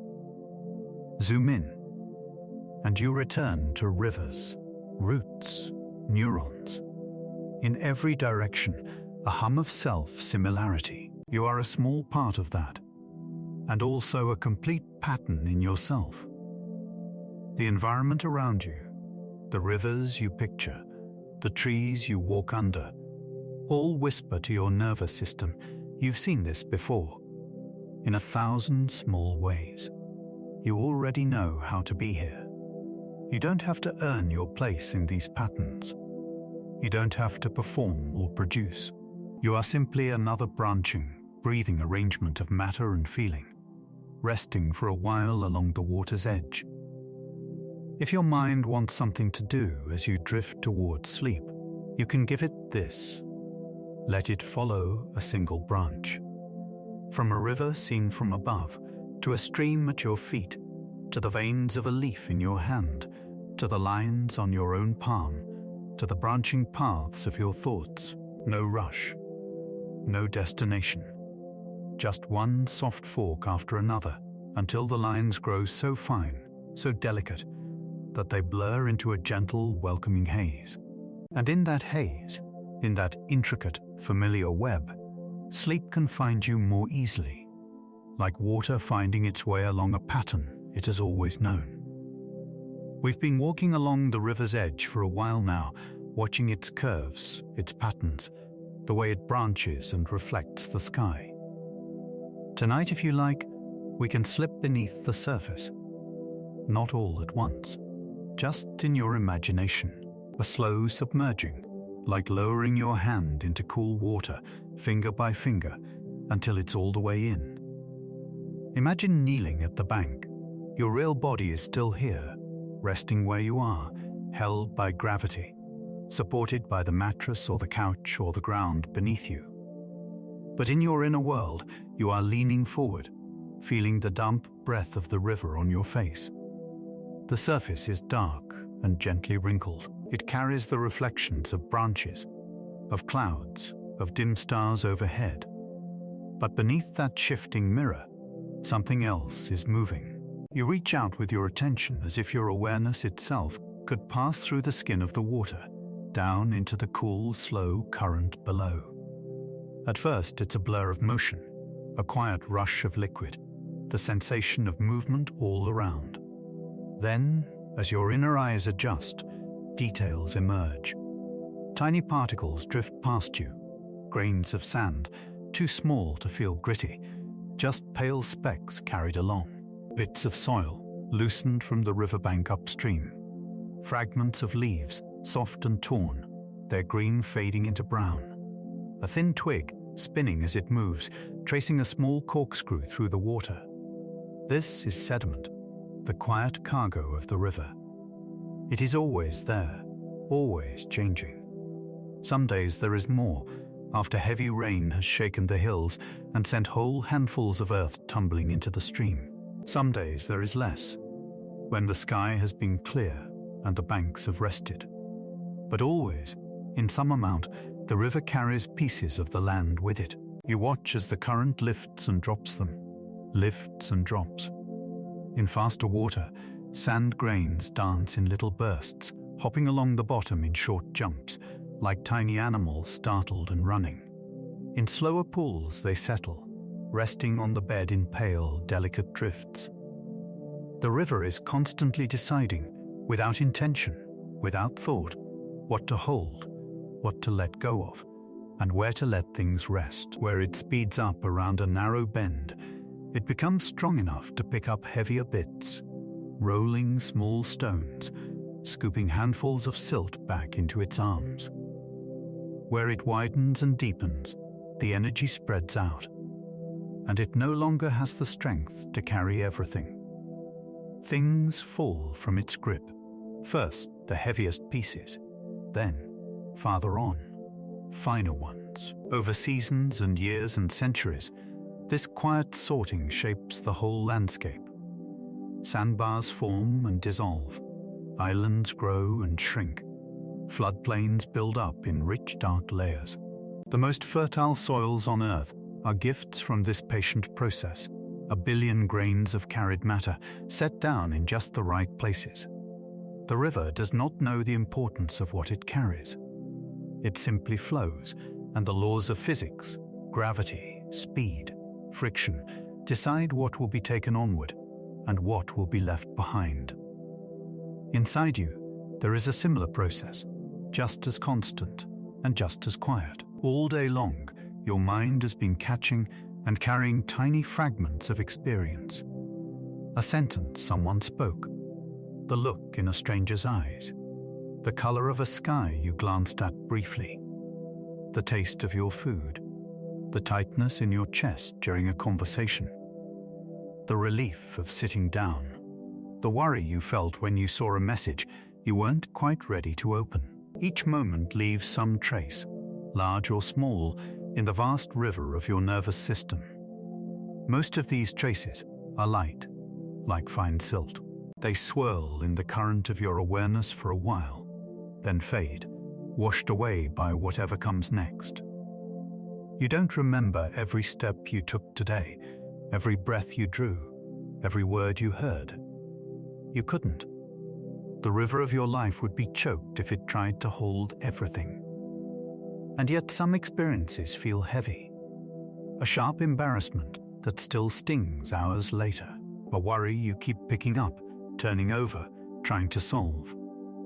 A moment of hurt, or anger, or grief. A wave of joy so bright it leaves an afterimage. These are like larger particles in your inner river. Pebbles, sticks, clumps of soil.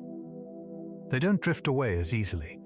They are more likely to bump along the bottom for a while, catching in eddies, appearing and disappearing in your awareness. By the time night comes, you may feel as if you are carrying too much. Too many thoughts. Too many unfinished conversations. Too many to-do items stacked in precarious towers. Too many self-criticisms murmuring in the background, like little stones rattling against each other. It's normal to feel this weight. It's normal to lie down in the dark and feel the mental version of a cluttered room. Piles of things you haven't put away yet. Objects you trip over. Worries stacked on worries. In those moments, it might seem like nothing is ever being set down, as if every grain the day has given you is still lodged somewhere inside. As if the only way to feel lighter would be to drop everything all at once, some dramatic emptying out that never quite seems to arrive. But inside your brain, something else is already happening. You are not a stagnant pool. You are a river. Even now, as you listen, your mind is beginning the work of sorting and sifting, of deciding, without your conscious instruction, what to hold, what to release, and where to let things rest. During the day, when you are awake and busy, your brain is in recording mode. It is taking in information from your senses, from your thoughts, from your emotions, and laying down the first fragile traces of memory. These early imprints live in a structure deep within your brain, curled like a seahorse along each side. It acts like a temporary harbor, a holding place for new experiences. But harbor is not the final resting place for most memories. It is a temporary dock. At night, especially when you fall into the deeper stages of sleep, a different process begins. The brain replays patterns of activity from your day, quietly, beneath the surface of your awareness. Bursts of signals echo across networks of neurons like small lightning storms, repeated in slower, more coordinated rhythms. As this happens, some connections between cells grow stronger, as if the river is deepening their channels. These are often the experiences that matter most, things you paid particular attention to, or that carried strong emotion, or that fit into stories your mind is already telling about who you are and what the world is like. Other traces, less important, less repeated, begin to fade. Their channels fill in. Their sediment is lifted and carried away, making room for new paths. Deep sleep, those long, slow waves of electrical activity that roll through your brain like gentle ocean swells, is a time when this inner sedimentation happens most powerfully.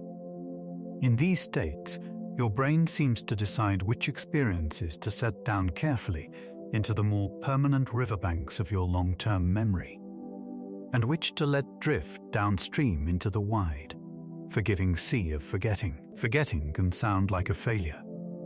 Many of us are taught to fear it, to cling to every fact, every moment, as if losing it means losing a part of ourselves.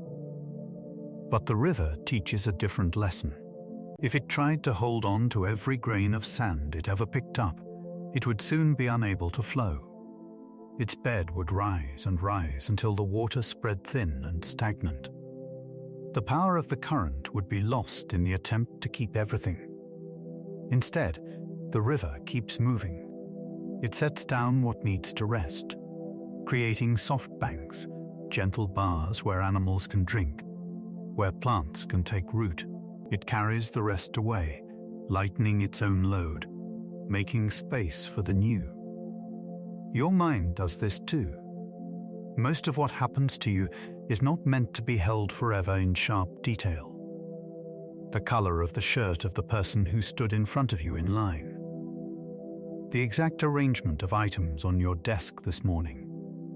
The full, word-for-word transcript of every conversation you had last week. Your brain allows these to dissolve into the background, keeping only what is useful, or emotionally important, or repeated. This is not neglect. It is mercy. It is how your mind preserves its capacity to notice, to feel, to learn, without being overwhelmed. Even emotional experiences are subject to this gentle sorting. When you first go through something painful or frightening, the memory may be thick with sensory detail and tangled tightly with strong feelings. It is like a large clump of sediment churned up in a storm, heavy, turbid, clouding the water. Over time, and especially with the help of sleep, pieces of that experience settle out. The sharpness may fade, the edges blur. You may still remember what happened, but the feeling of being inside it eases.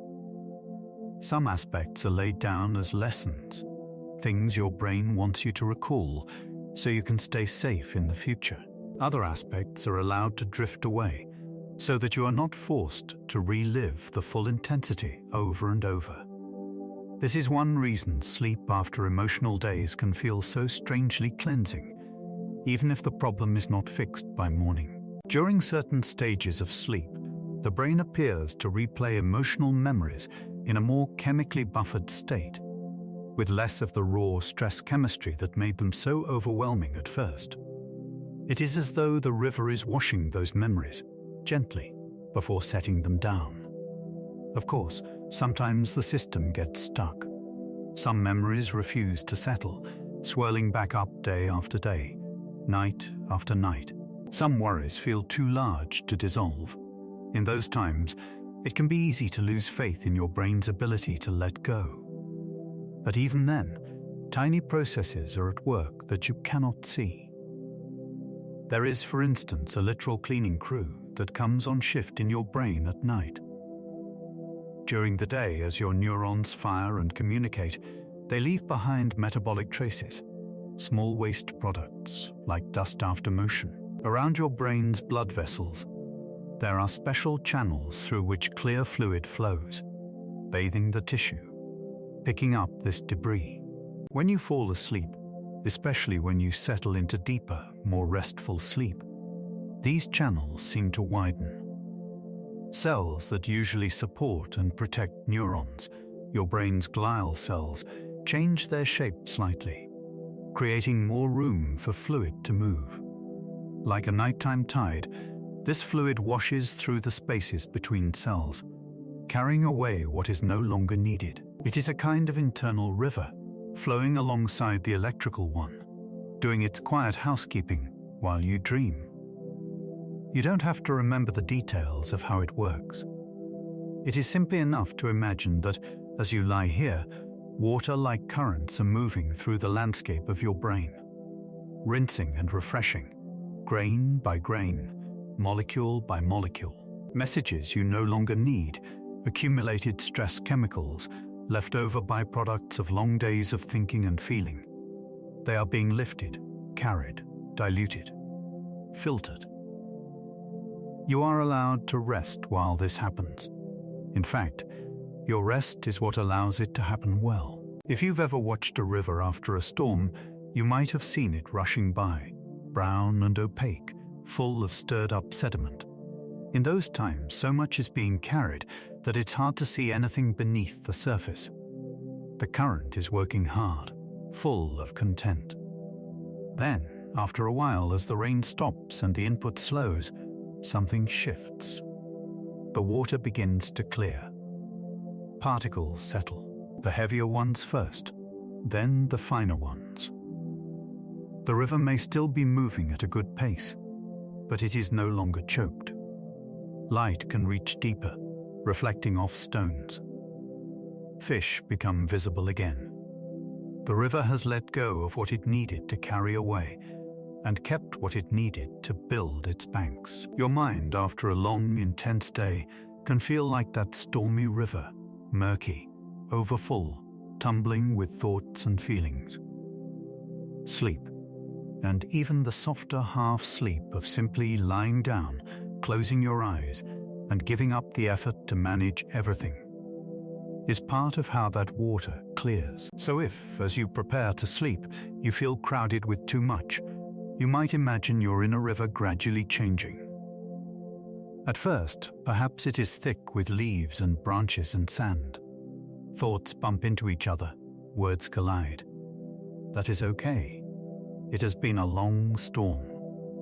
Then, slowly, as you breathe, you might picture the current beginning to sort. Some worries are heavier. They will sink of their own accord in time, perhaps into conversations, into decisions, into actions you will take when the sun is back.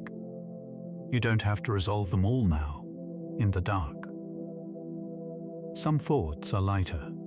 They begin to drift toward the edges of your attention, like small flecks of foam toward the banks. If you don't grab them, they'll move on.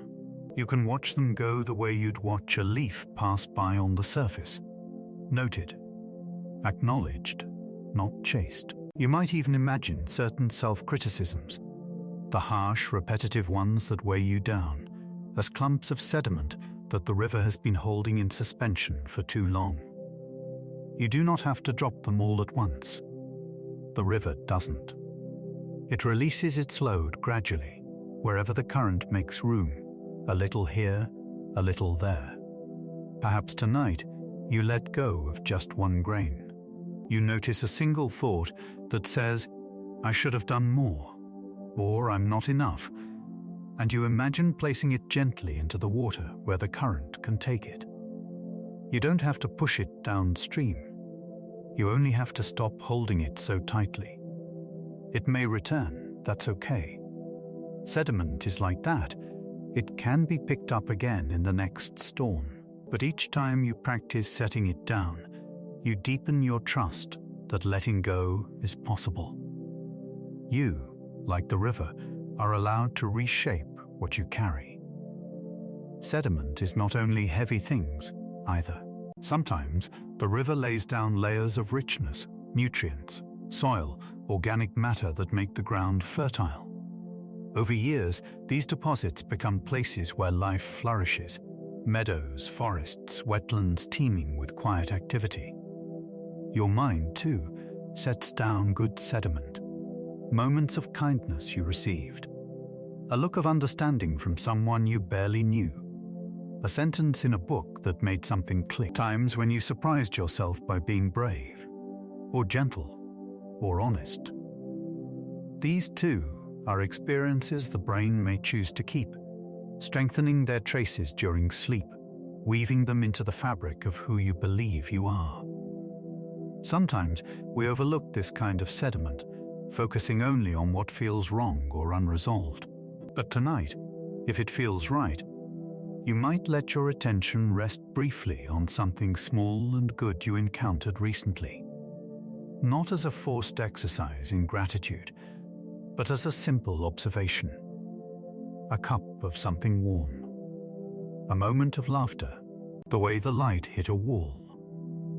You can imagine those as tiny bright grains settling into your inner riverbed, part of the slowly thickening layer of what made life a little softer, stored for future roots to find. You don't have to balance everything, to weigh the good against the bad, to tally your day. You can simply trust that your brain is doing its own kind of arithmetic, carrying some things forward, laying others down, letting excess drift away. Sediment, memory, letting go. All three are part of the same slow process.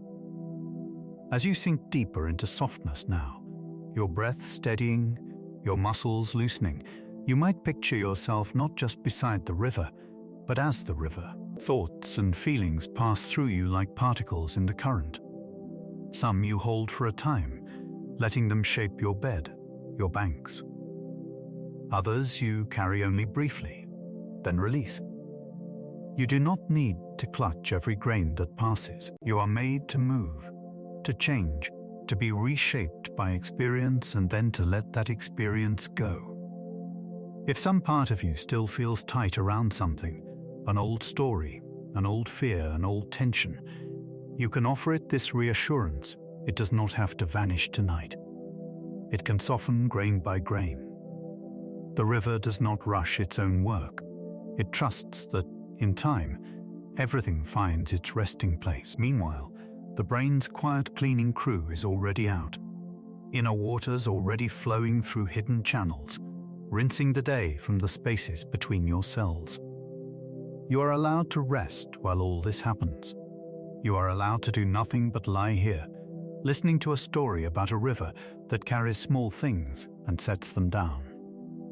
You are allowed to let sleep approach in its own time, like a slow rising tide, and as you drift, you might feel, somewhere deep, beneath thoughts, beneath words, a subtle lightening.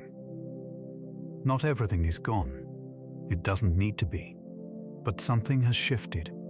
Some small, invisible portion of what you carried has been set gently on the riverbed, no longer yours to hold alone. The current goes on. You are still here, moving forward, grain by grain, night by night, learning, remembering, and, little by little, letting go.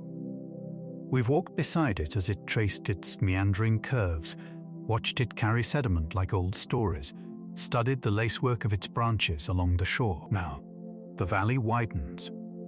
The air feels slightly different, as if the land itself is holding its breath for something about to arrive. Up ahead, you hear a new sound in the water's voice. At first, it's subtle, a deeper undertone beneath the familiar murmur you've been listening to. Then, as you draw nearer in your mind, you see it, another river coming in from the left, sliding quietly around a bend, moving with its own confidence, its own history. Two separate currents, traveling for miles along their own paths, now finally meeting. This place has a name, a confluence. Stand here for a moment, in your imagination, at the point where the rivers join. Let your attention rest on the way they come together. Sometimes, when waters meet, you can see a clear line between them.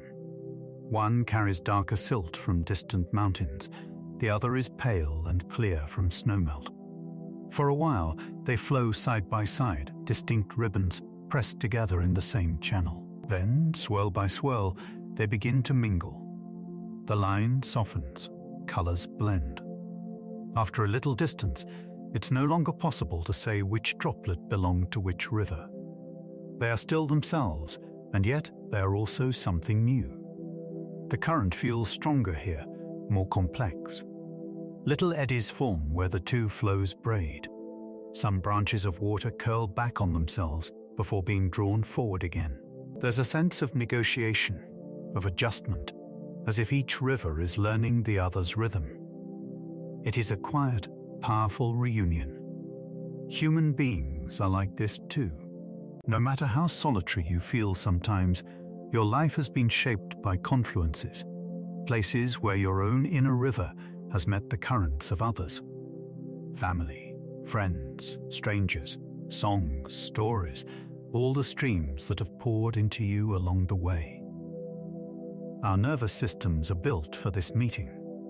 From the very beginning, long before you had words, your body knew how to respond to another human presence. A baby's heart rate slows when held to a warm chest. Tiny muscles around the eyes relax when they see a familiar face. The sound of a caregiver's voice, even before the words mean anything, can ease crying, can soften the inner storms. Somewhere in your brain and body, there are systems that exist almost entirely for this purpose: to read other people and to be read in return, to feel comfort when someone's breath stays steady beside you, to feel alarm when a voice becomes sharp, to ease when a hand rests gently on your back. It's as if your nervous system is always standing at a confluence, noticing the currents that flow in from other lives. When someone speaks to you in a kind tone, when their eyes hold yours with gentle attention, tiny chemical messengers in your brain begin to shift. Hormones and neurotransmitters move like subtle tides. One of them, often called a bonding molecule, can rise when you feel safe with someone, when you are hugged, when you truly feel seen. It is a quiet warmth, a softness in the bloodstream, telling your deeper systems, we are with someone. We are not alone on this riverbank. You don't have to remember the name of that molecule. What matters is the feeling, the way your body can relax a little more deeply when it senses it is in company it can trust. Even right now, listening to a calm voice in the dark, some part of you is responding. You and I are in a way meeting at a small confluence. Your private stream of thoughts and feelings is flowing beside this gentle current of words and images. They are touching, sliding together for a time. You might be lying alone in your room, the world around you quiet, shadows soft on the walls. Perhaps you can hear the faint hum of distant traffic, or the settle of the building, or the breathing of someone in another room. Perhaps it is very still. In such moments, it's easy to feel that your river is running entirely by itself, far from others. Night has a way of magnifying the sense of distance, of separation. The mind grows loud, the world grows quiet, and loneliness can feel sharper, like a sudden drop in the riverbed.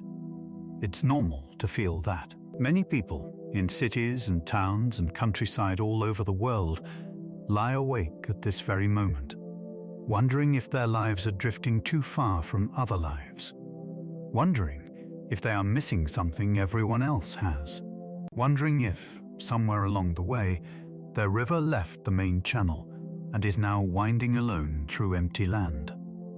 But if you could rise above the darkness, above your home, above your town, above the world, you would see something different. You would see countless small points of light, windows where other people are also awake, also thinking, also feeling. You would see roads and cables and airwaves linking them, messages flowing unseen. And beneath all of that, you would see something even larger, invisible currents of shared experience, shared stories, shared human emotion. You are part of many rivers, even when you cannot feel their water on your skin. There is the river of your family line, however close or distant it feels. Genes and temperaments and expressions pass down like water through a series of cups, from great-grandparents to grandparents to parents to you. Hairstyles, eye colors, maybe even certain ways of laughing that repeat down the generations, like recurring eddies. There is the river of your culture, your language, the phrases and metaphors and songs that surround you. These flow through you in ways you seldom notice, shaping how you imagine time, how you talk about love, how you hold grief. There are rivers of friendship and chosen family, people you've met along the way whose words and presence have left deep channels in you. The teacher who said something encouraging at the right moment, The friend who sat with you when you were breaking apart. The stranger who smiled at you on a day you really needed it. Each of these encounters is a confluence, some brief, some enduring, where your current met another's and was changed, however slightly, by the contact. Even the selves you have been over time form their own converging streams. The child you once were, with their own fears and fascinations. The teenager with their hopes and experiments and mistakes. The young adult finding their feet. The you from last year, from last week, from this morning. All of them are like tributaries feeding into who you are right now. Different versions of your river's path, bringing with them sediments of memory, habits of thought, patterns of reacting. Some of those currents merge easily, others crash and swirl, making inner waters feel complicated. You might at times feel at odds with your own past selves, wishing you could cut off certain branches of the river, wanting to disown old choices or old ways of being. But seen from above, all these selves are simply parts of one continuous flow, one long story written in water. They do not cancel each other out. They converge, just as, at a confluence, the clearer river does not erase the muddier one, and the older river does not negate the younger. Together they make the present current possible. Your brain, when it connects with other brains, does something quietly astonishing. When two people sit together and share a story, listening deeply, parts of their nervous systems begin to synchronize. Tiny electrical patterns in their brains can start to mirror each other. Areas involved in language, in emotion, in imagining what others feel, all lighting up in similar rhythms. When people sing together, or sway to the same music, or even just walk side by side, their heart rates can drift into step with each other. Their breaths aligning like waves along the same shore. From the outside, it looks like two separate bodies, two separate minds, each enclosed in its own skin. But at a subtler level, their internal rivers are resonating, currents lining up, a shared flow emerging for as long as the connection holds. You've probably felt this without needing science to tell you. The ease of a conversation where you don't have to explain much, where the other person seems to get it before you've finished speaking. The way laughter can leap from one person to another like a spark, until the whole group is caught up, breathing fast, eyes wet, not quite sure what they're laughing at anymore. Only that they are laughing together. The warmth that spreads when you watch someone's face soften in sympathy as you tell a hard story. The way your own shoulders lower when you realize you don't have to hold the whole weight alone. These are all confluences too. Moments where your inner state and another's meet and mingle, where both are altered by the contact. Even now, as you listen to this slow river of words, your brain is tracing rhythms in response. The cadence of the sentences, the rises and falls, the spaces of silence between them, all are gently guiding your own inner oscillations. Breath, heartbeat, neural activity. This is sometimes called co-regulation. Two nervous systems helping each other find a steadier rhythm. You might imagine, if you like, that the sound in your ears is another current flowing in from the side, joining your stream for a while. Your thoughts do not have to agree with mine. Your feelings do not have to match what the story suggests. But the mere presence of another patterned flow can give your own something to lean against, like one river calming another's turbulence. It's normal to long for this kind of meeting, especially at night. Normal to feel an ache when it seems absent. Human beings did not evolve to sleep alone in high, quiet rooms lit by the blue glow of personal screens. For most of our history, night meant gathering around fires, in shared shelters, family and community breathing the same air, listening to the same stories, sharing warmth. Your body remembers this, even if your conscious mind does not. The loneliness you might feel when you turn off the lights is not a sign of weakness. It is a sign that your inner river knows, on some bone-deep level, that it was meant to join others sometimes.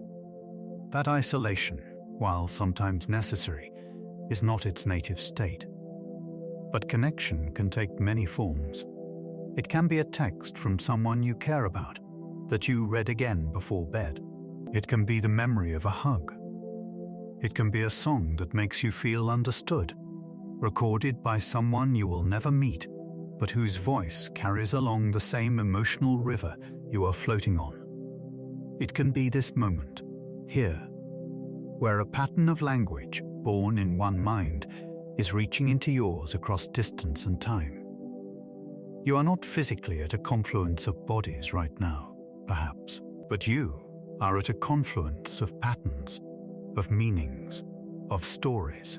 Somewhere deep in your brain, there are cells that respond when you see or hear someone perform an action, or express a feeling, almost as if you were doing it or feeling it yourself. They are part of what allows you to empathize, to wince when you see someone get hurt, to feel uplifted when you watch someone succeed. They are like tiny mirrors, shimmering in response to others' movements and emotions.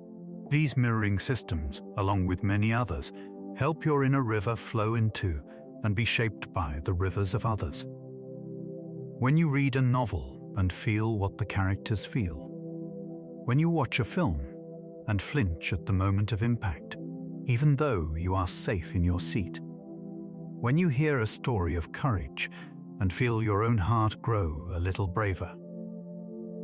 These are all confluences too. Shared stories are like large rivers, carrying many small personal streams together for a time.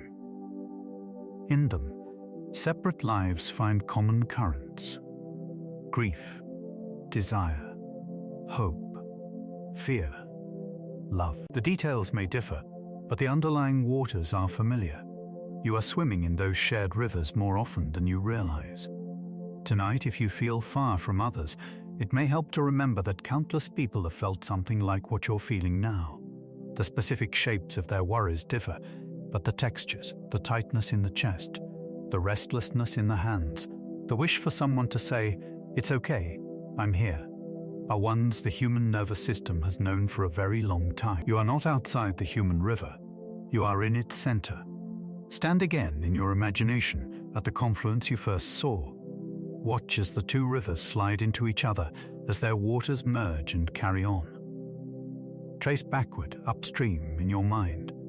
Imagine the journey of each current before this meeting, the rainstorms that fed them, the springs and snowfields where they began, the stones they touched, the leaves they carried, the creatures that drank from them. Each river has its own long story, full of bends and floods and dry spells. And yet here, for this stretch of their journey, they are one. Now, instead of rivers, picture two lives, yours and someone else's who has mattered to you. Maybe someone you know now. Maybe someone from your past. Maybe someone you wish you could have met. Imagine their early days, their own mountains and valleys, the forces that shaped them. Imagine all the small experiences that flowed into them, just as yours flowed into you. Then picture the place, the time, when your paths met, however briefly.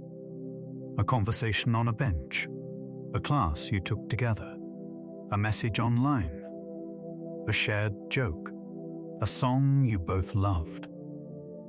The moment their current touched yours, notice that for that moment, however long or short, something larger was formed, a joint experience, a shared section of river that both of you can remember from your own angles. You carry traces of that confluence with you still. Phrases you say, ideas you learned, habits you picked up, wounds you bear, strengths you discovered. Now imagine all of these meetings with all of these different people as rivers joining your own. Some are small, like creeks that flowed into you only briefly, a kind stranger who offered help once. a person you sat next to on a bus and never saw again. Their influence is light, like a few drops, but it is there. Others are large, major tributaries that reshaped your whole course. Family, deep friends, life partners, teachers, mentors. They have added entire seasons of water to your flow. When you feel like you are standing still, stuck in one place in your life, it can be easy to forget this. To see only the immediate bend in front of you. But beneath that feeling, all those past confluences are still moving with you. All the kindness you've received, all the love, all the songs you've heard, all the moments of courage you've witnessed in others, they are part of your current now, carrying you forward in ways you may not recognize. You are more than just one small stream. You are a confluence of many stories, many lives, many times. Tonight, as you lie here, you don't need to hold all of that in your mind at once. You can simply trust that it is true, that you are not just yourself, alone in the dark, but also the gathered strength of every gentle influence that has ever flowed into you. If it feels comforting, you might choose one of those influences to rest with for a moment. Perhaps a memory of being held, of someone laughing with you, not at you, of a pet resting its head on your leg, of a grandparent's voice, of a friend's text that arrived at exactly the right time. Let that memory sit beside you like a second river. Feel how your breath changes, just a little, in response. Know that your nervous system, this tender, responsive thing, is built to be soothed by such connections, real, remembered, or even imagined. The body's calming systems don't always differentiate between a present hug and the warm memory of one. The same circuits light up, the same hormones rise gently, the same muscles get the message. We are safer than we thought. We can soften, just a little. You are allowed to soften. You are allowed to lean, in imagination, against all the rivers that have ever met yours. The river's confluence is a place of subtle power, of reunion and new beginnings. It is where separate paths find one another and create something that neither could have been alone. As you drift towards sleep, you can imagine yourself resting at such a place, lying on a smooth stone or a patch of soft grass where two waters meet. The sound around you is rich and layered, two rivers speaking in one voice. You do not have to choose between them. You do not have to judge which is better. You are simply held by their combined presence. Your thoughts, like little boats, may continue to drift in and out of view. Your feelings may continue to rise and fall. But beneath them, the deeper current of connection is there. Connection to others, to the long human story, to the earlier selves that brought you here. You are part of so many invisible rivers. You are not drifting alone. And even now, as your eyelids grow heavier, as your breath slows to match the quiet pulse of the world outside, your inner river is joining quietly with something larger. A gentle, shared flow of resting, of healing, of being carried onward into the soft, dark sea of sleep. It has carried you a long way already, down from the high, bright silence of snowfields, through curving valleys and quiet forests, past stones and roots and sandbars, past places where other streams have joined. It has meandered and sung and carved and rested. Now, the land around it begins to change. The valley that once held the river in gentle arms starts to open its hands. The hills flatten. The sky feels wider. The air tastes faintly different, still fresh, but with a softness that hints of distance, of faraway horizons. Somewhere ahead, beyond a low veil of mist, another vast body of water is waiting. You can feel it before you see it. The river, too, can feel it. Its current, which has known for so long exactly where the banks sit, here, not there, begins to loosen its grip on the idea of a single channel. It does not end abruptly. Instead, it begins to spread. First, there is just a widening. The banks pull back a little. The water grows broader, its surface less hurried. Then, as it moves farther into this open plain, the river starts to divide. One channel splits into two, one arm curving gently to the left, one to the right. Farther on, each of those splits again, like fingers splaying from an open palm. The water, once mostly confined, now threads its way through a tapestry of reeds and grasses, around small islands of silt and sand that it has built for itself over countless years. This is the delta, a place where the river's long, narrow story widens into many small stories all at once, where fresh water, carrying its memories of mountains and forests and towns, meets the ancient, slow breathing of the sea. The boundaries here are soft. This is not land, not quite water, but something in between, a world of marsh and channel, of shallows and shifting sandbars. In some places, the water is sweet. In some, it is salty. In many, it is both, a quiet, brackish blend where two vast systems shake hands. The river slows as it enters this place, not because it is weaker, but because it has more space. Its energy spreads out over many pathways. Instead of racing in a single corridor, it drifts through dozens of capillaries, each carrying a portion of its flow. Sediment that the river has carried for days, for weeks, for months, finally finds a resting place here. Grains of sand, bits of soil, tiny flecks of long-eroded mountains settle gently to the bottom of these calm channels. New land is born here, almost invisibly. Year by year, at the river's mouth, the delta pushes a little farther into the sea, adding inches of solid ground made from what was once distant rock and earth. Plants take root in this changing soil. Birds nest. Fish spawn in the sheltered, shallow waters. Life thrives in the quiet complexity of this in-between place. The river has not been swallowed. It has joined. Your mind, at the edge of sleep, is very much like this. It does not simply switch off when night comes. For most of the day, your thoughts have been moving in channels, from task to task, from conversation to conversation, from one small decision to the next. Even your worries have had certain grooves they tend to follow, like familiar riverbeds. Then evening arrives. Lights dim. The outer world becomes softer, quieter. You lie down.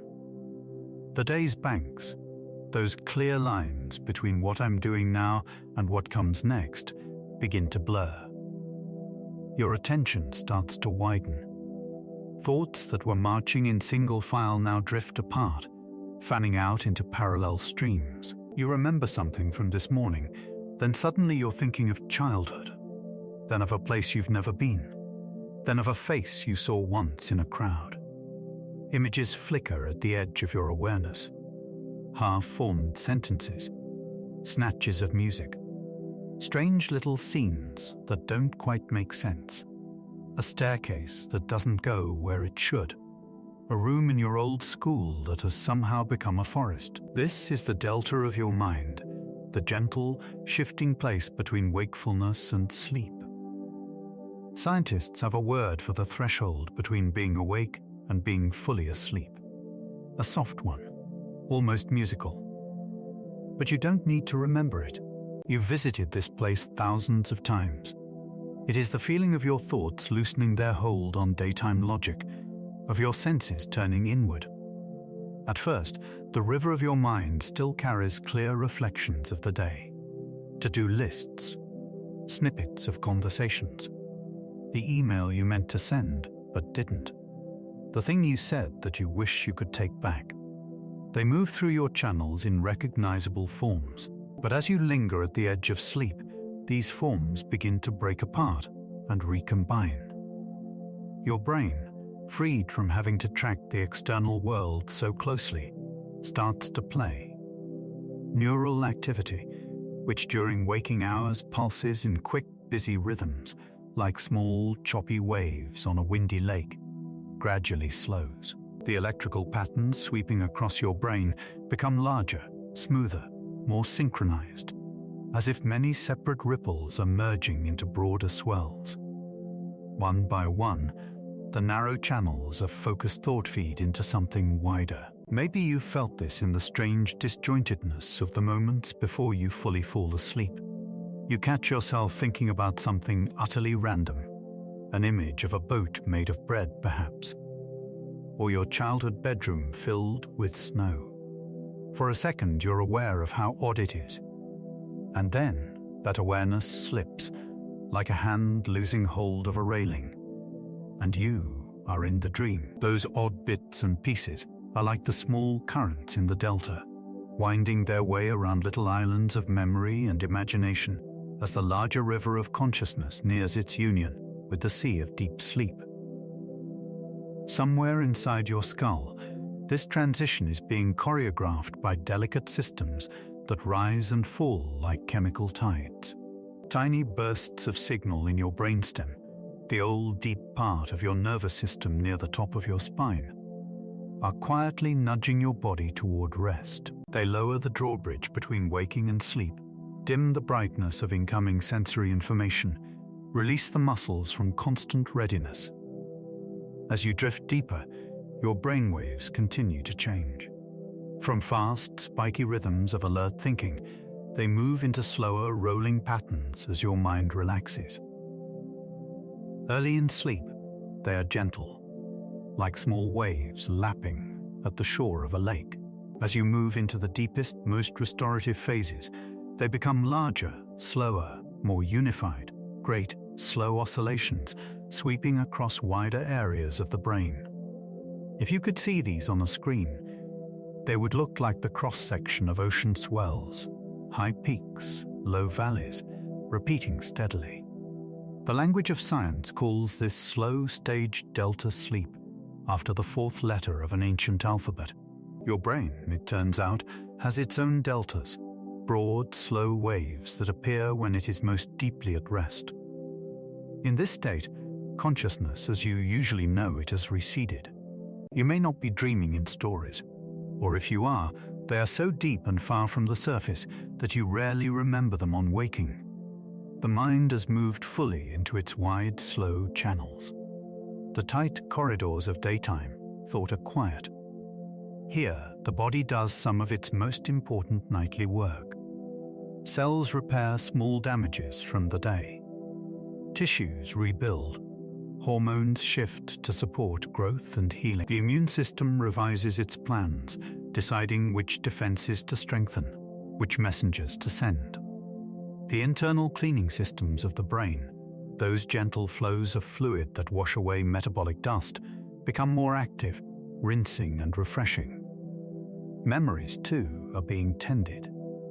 In the delta of your mind, patterns of neural activity from your day are replayed and reinforced, or allowed to fade. Experiences that matter are set down more firmly into long-term storage, like sediment settling in the quiet parts of a channel. Others, less needed, dissolve gently into the background. Emotional storms that felt overwhelming during the day are revisited in a more buffered environment, their lightning seen from a distance now, not from within the cloud. The raw intensity is softened. The brain experiments with weaving them into your larger life story in calmer ways. You don't have to steer any of this. Just as the river doesn't consciously decide where each grain of sand will rest in the delta, your brain doesn't require your active involvement in this nightly restructuring. It only needs one thing: the chance to enter those slow, wide rhythms. That's why it can feel so hard when sleep will not come as quickly as you'd like. You might find yourself watching the clock, feeling each minute drip by, measuring the distance between now and when you have to wake up. Thoughts tighten again, narrowing into anxious channels. I'm not asleep yet. I'm going to be so tired tomorrow. Why can't I just turn my brain off? It's normal to feel this way. Many people carry a quiet fear of not sleeping enough, as if rest were a test they are failing in the dark. But the river's delta offers a different perspective. It reminds us that arriving at the sea is not a single, sharp event. The river does not drop off a cliff into the ocean. It spends miles in this in-between place, branching and slowing, mingling with other waters. In the same way, you do not have to be in perfect, deep, dreamless sleep for rest to begin touching you. Even the act of lying down, closing your eyes, and letting your body be still, while your mind wanders in its many little channels, is part of the journey into the delta. The waves in your brain start to slow from the moment you begin to relax, even if worry still sprouts small, choppy ripples on the surface. Light sleep counts. Drifting counts. Those half-dozing states where you're not sure if you've fully slept or only hovered near it, they too bring you closer to the wide, slow waters inside you. You might imagine, if it's comforting, that every moment your eyes are closed and your body is at rest is like another small channel forming in your mind's delta. A tiny path through reeds, carrying just a trickle of calm. Over time, those paths can widen. There's something else reassuring in the rhythm of these inner deltas. Your night is not one unbroken block of identical sleep. It is more like a series of tides. You drift down into deeper waters, then rise again toward lighter sleep, then down again. In some phases, your brain produces those slow, wide waves of delta sleep. In others, especially later in the night, it becomes more active again, in ways that support dreaming. Dreaming itself is another kind of delta, another meeting place. In dreams, the clear, fresh water of your waking experiences meets the vast, salty sea of your unconscious old memories, hidden desires, fears, hopes, stray fragments of stories you've read or heard. They mix in strange ways. A person from your past appears in a room from your present, saying words they never actually said. Gravity loosens. Time falls. You find yourself walking through your childhood home, but every door opens onto someplace else. A forest, a train station, the surface of another planet. These dream images are like the branching channels of the delta, carrying bits of the river into the sea in patterns too intricate to map. Scientists are still exploring all the reasons why we dream, but many gentle clues suggest that it helps us process emotions, explore possibilities, and integrate new information. In dreams, your mind can rehearse dangerous situations in a safe setting, trying out responses. It can take the day's experiences and file them into different emotional cabinets. It can surface old memories that rhyme, in feeling, with what you are going through now, and let them mingle. The precise meanings of individual dreams can be slippery. They don't always unravel into simple messages, but at the level of the brain and body, dreaming seems to be another way the mind gently rewrites and rebalances itself. You don't have to catch or interpret your dreams for them to do their work. Most of them will be forgotten, like small channels you never notice on a map, and that's okay. The river of your night moves whether or not you remember every bend. If anxiety about sleep rises as you listen, see if you can hold it with the same softness you might hold a twig floating in a wide channel. You can notice its presence. There is worry again, about tomorrow, about being tired, without having to follow it down every narrow path. The delta is big enough to contain both your worry and your rest. You might imagine that even as one small part of your mind frets, the larger part of you is still moving gently toward the sea, carried by deeper currents you don't have to control. Thoughts that felt sharp earlier in the evening begin to round off here, like stones tumbled by long water. Edges blur. Sentences unspool into fragments, then into images, then into something quieter than images. The day's story, with its specific times and places and tasks, dissolves gradually into a different kind of language, one your body understands without words. This wordless language is made of slow pulses, of chemistry, of soft adjustments in posture and heartbeat and breath. It is your cells whispering to one another, your organs coordinating, your immune system updating its watch list, your muscles releasing their chronic clenches, one fiber at a time. You don't have to translate any of this into thoughts. You can let it happen beneath your notice, like tides turning under a moon you cannot see. If your attention drifts away from this story and comes back, that is fine. If you miss whole stretches and rejoin us later, that is fine. If your mind chooses this moment to float off into some entirely unrelated scene, that too is part of the river fanning out. There is no test here, no correct way to listen. You are simply accompanying yourself as you move from the narrow channels of the day into the woven waters of the night. At some point, maybe soon, maybe a little later, you will no longer be aware of where you are in this story. The words will become background, like distant waves. Your inner river will slip past the last reeds of the delta and merge with the open sea of sleep. You will not feel the moment of joining. Rivers never do. One moment, there is a shape to their boundaries. The next, they are simply part of something vast. You are not failing when this happens. You are not disappearing. You are doing what living things have always done when darkness falls and safety is good enough. You are entering the deeper rhythms that restore you. As you rest now, whether fully asleep or hovering at the edge, imagine yourself as that river, arriving at the sea of night. You have carried so much, memories and worries, joys and sorrows, questions and small triumphs. You have wound through many landscapes today. You have done what you could with the energy you had. You have earned, as all rivers do, the right to widen and slow. Let your awareness drift like a small boat among the channels of the delta, through reeds that rustle softly, over shallow sandbars where gentle waves lap. Let the sounds and images blur at the edges. You are not being swallowed. You are being held. Held by the vastness of sleep.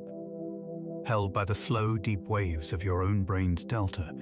Held by the quiet, ongoing work of your body as it repairs, sorts, and renews. If pieces of the day float up again, you can watch them from a distance, like logs drifting past in the dusk. You don't need to swim after them. They will find their own resting places in time. For now, the only thing asked of you is this: to allow yourself to move gently into wider water. And as you do, as your thoughts grow farther apart and your breaths grow slower, the boundary between waking and dreaming thins like mist. By the time you notice, you may already be half in dreams. Somewhere, in the darkness behind your closed eyes, the river is still moving. You have followed it from the high, bright snowfields of its beginning, through tight canyons and wide valleys, past meanders and confluences, all the way to the spreading quiet of its delta. Along the way, you have walked beside the science of your own mind, not as a set of rules to remember, but as a set of gentle truths. Water wears down stone, not by force, but by returning. Again and again, your brain changes in much the same way. Patterns of tension, old habits of worry, these are not faults in you, just familiar riverbeds. And like any riverbed, they can soften with time, with kindness, with repetition of gentler thoughts. The sounds that soothe you, like flowing water, are not trivial. They are signals to deep, ancient parts of your nervous system that it is safe enough, just for now, to lower your guard. The images that calm you, curving banks, branching streams, soft sediment drifting down, are small gifts to the visual mind, giving it landscapes that don't demand, only invite. It's normal to carry so much by the time night arrives. The river reminds you that you do not need to unload it all at once. You are allowed to let go slowly, grain by grain, thought by thought, as sleep begins to move through you. Tonight, as you lie here, you are both the one listening to the river and the river itself, a living current of experience, always moving, always changing, always finding a way forward, even when you can't see around the next bend. You do not need to try to sleep. You can simply rest in the knowledge that, somewhere deep in your mind, soft biological rivers are already at work, washing the day from your cells, smoothing the edges of memory, preparing you for another dawn. If you drift away now, the story will continue without you, like a river flowing past a dreaming shore. You are safe enough to close your eyes. The water will carry you the rest of the way.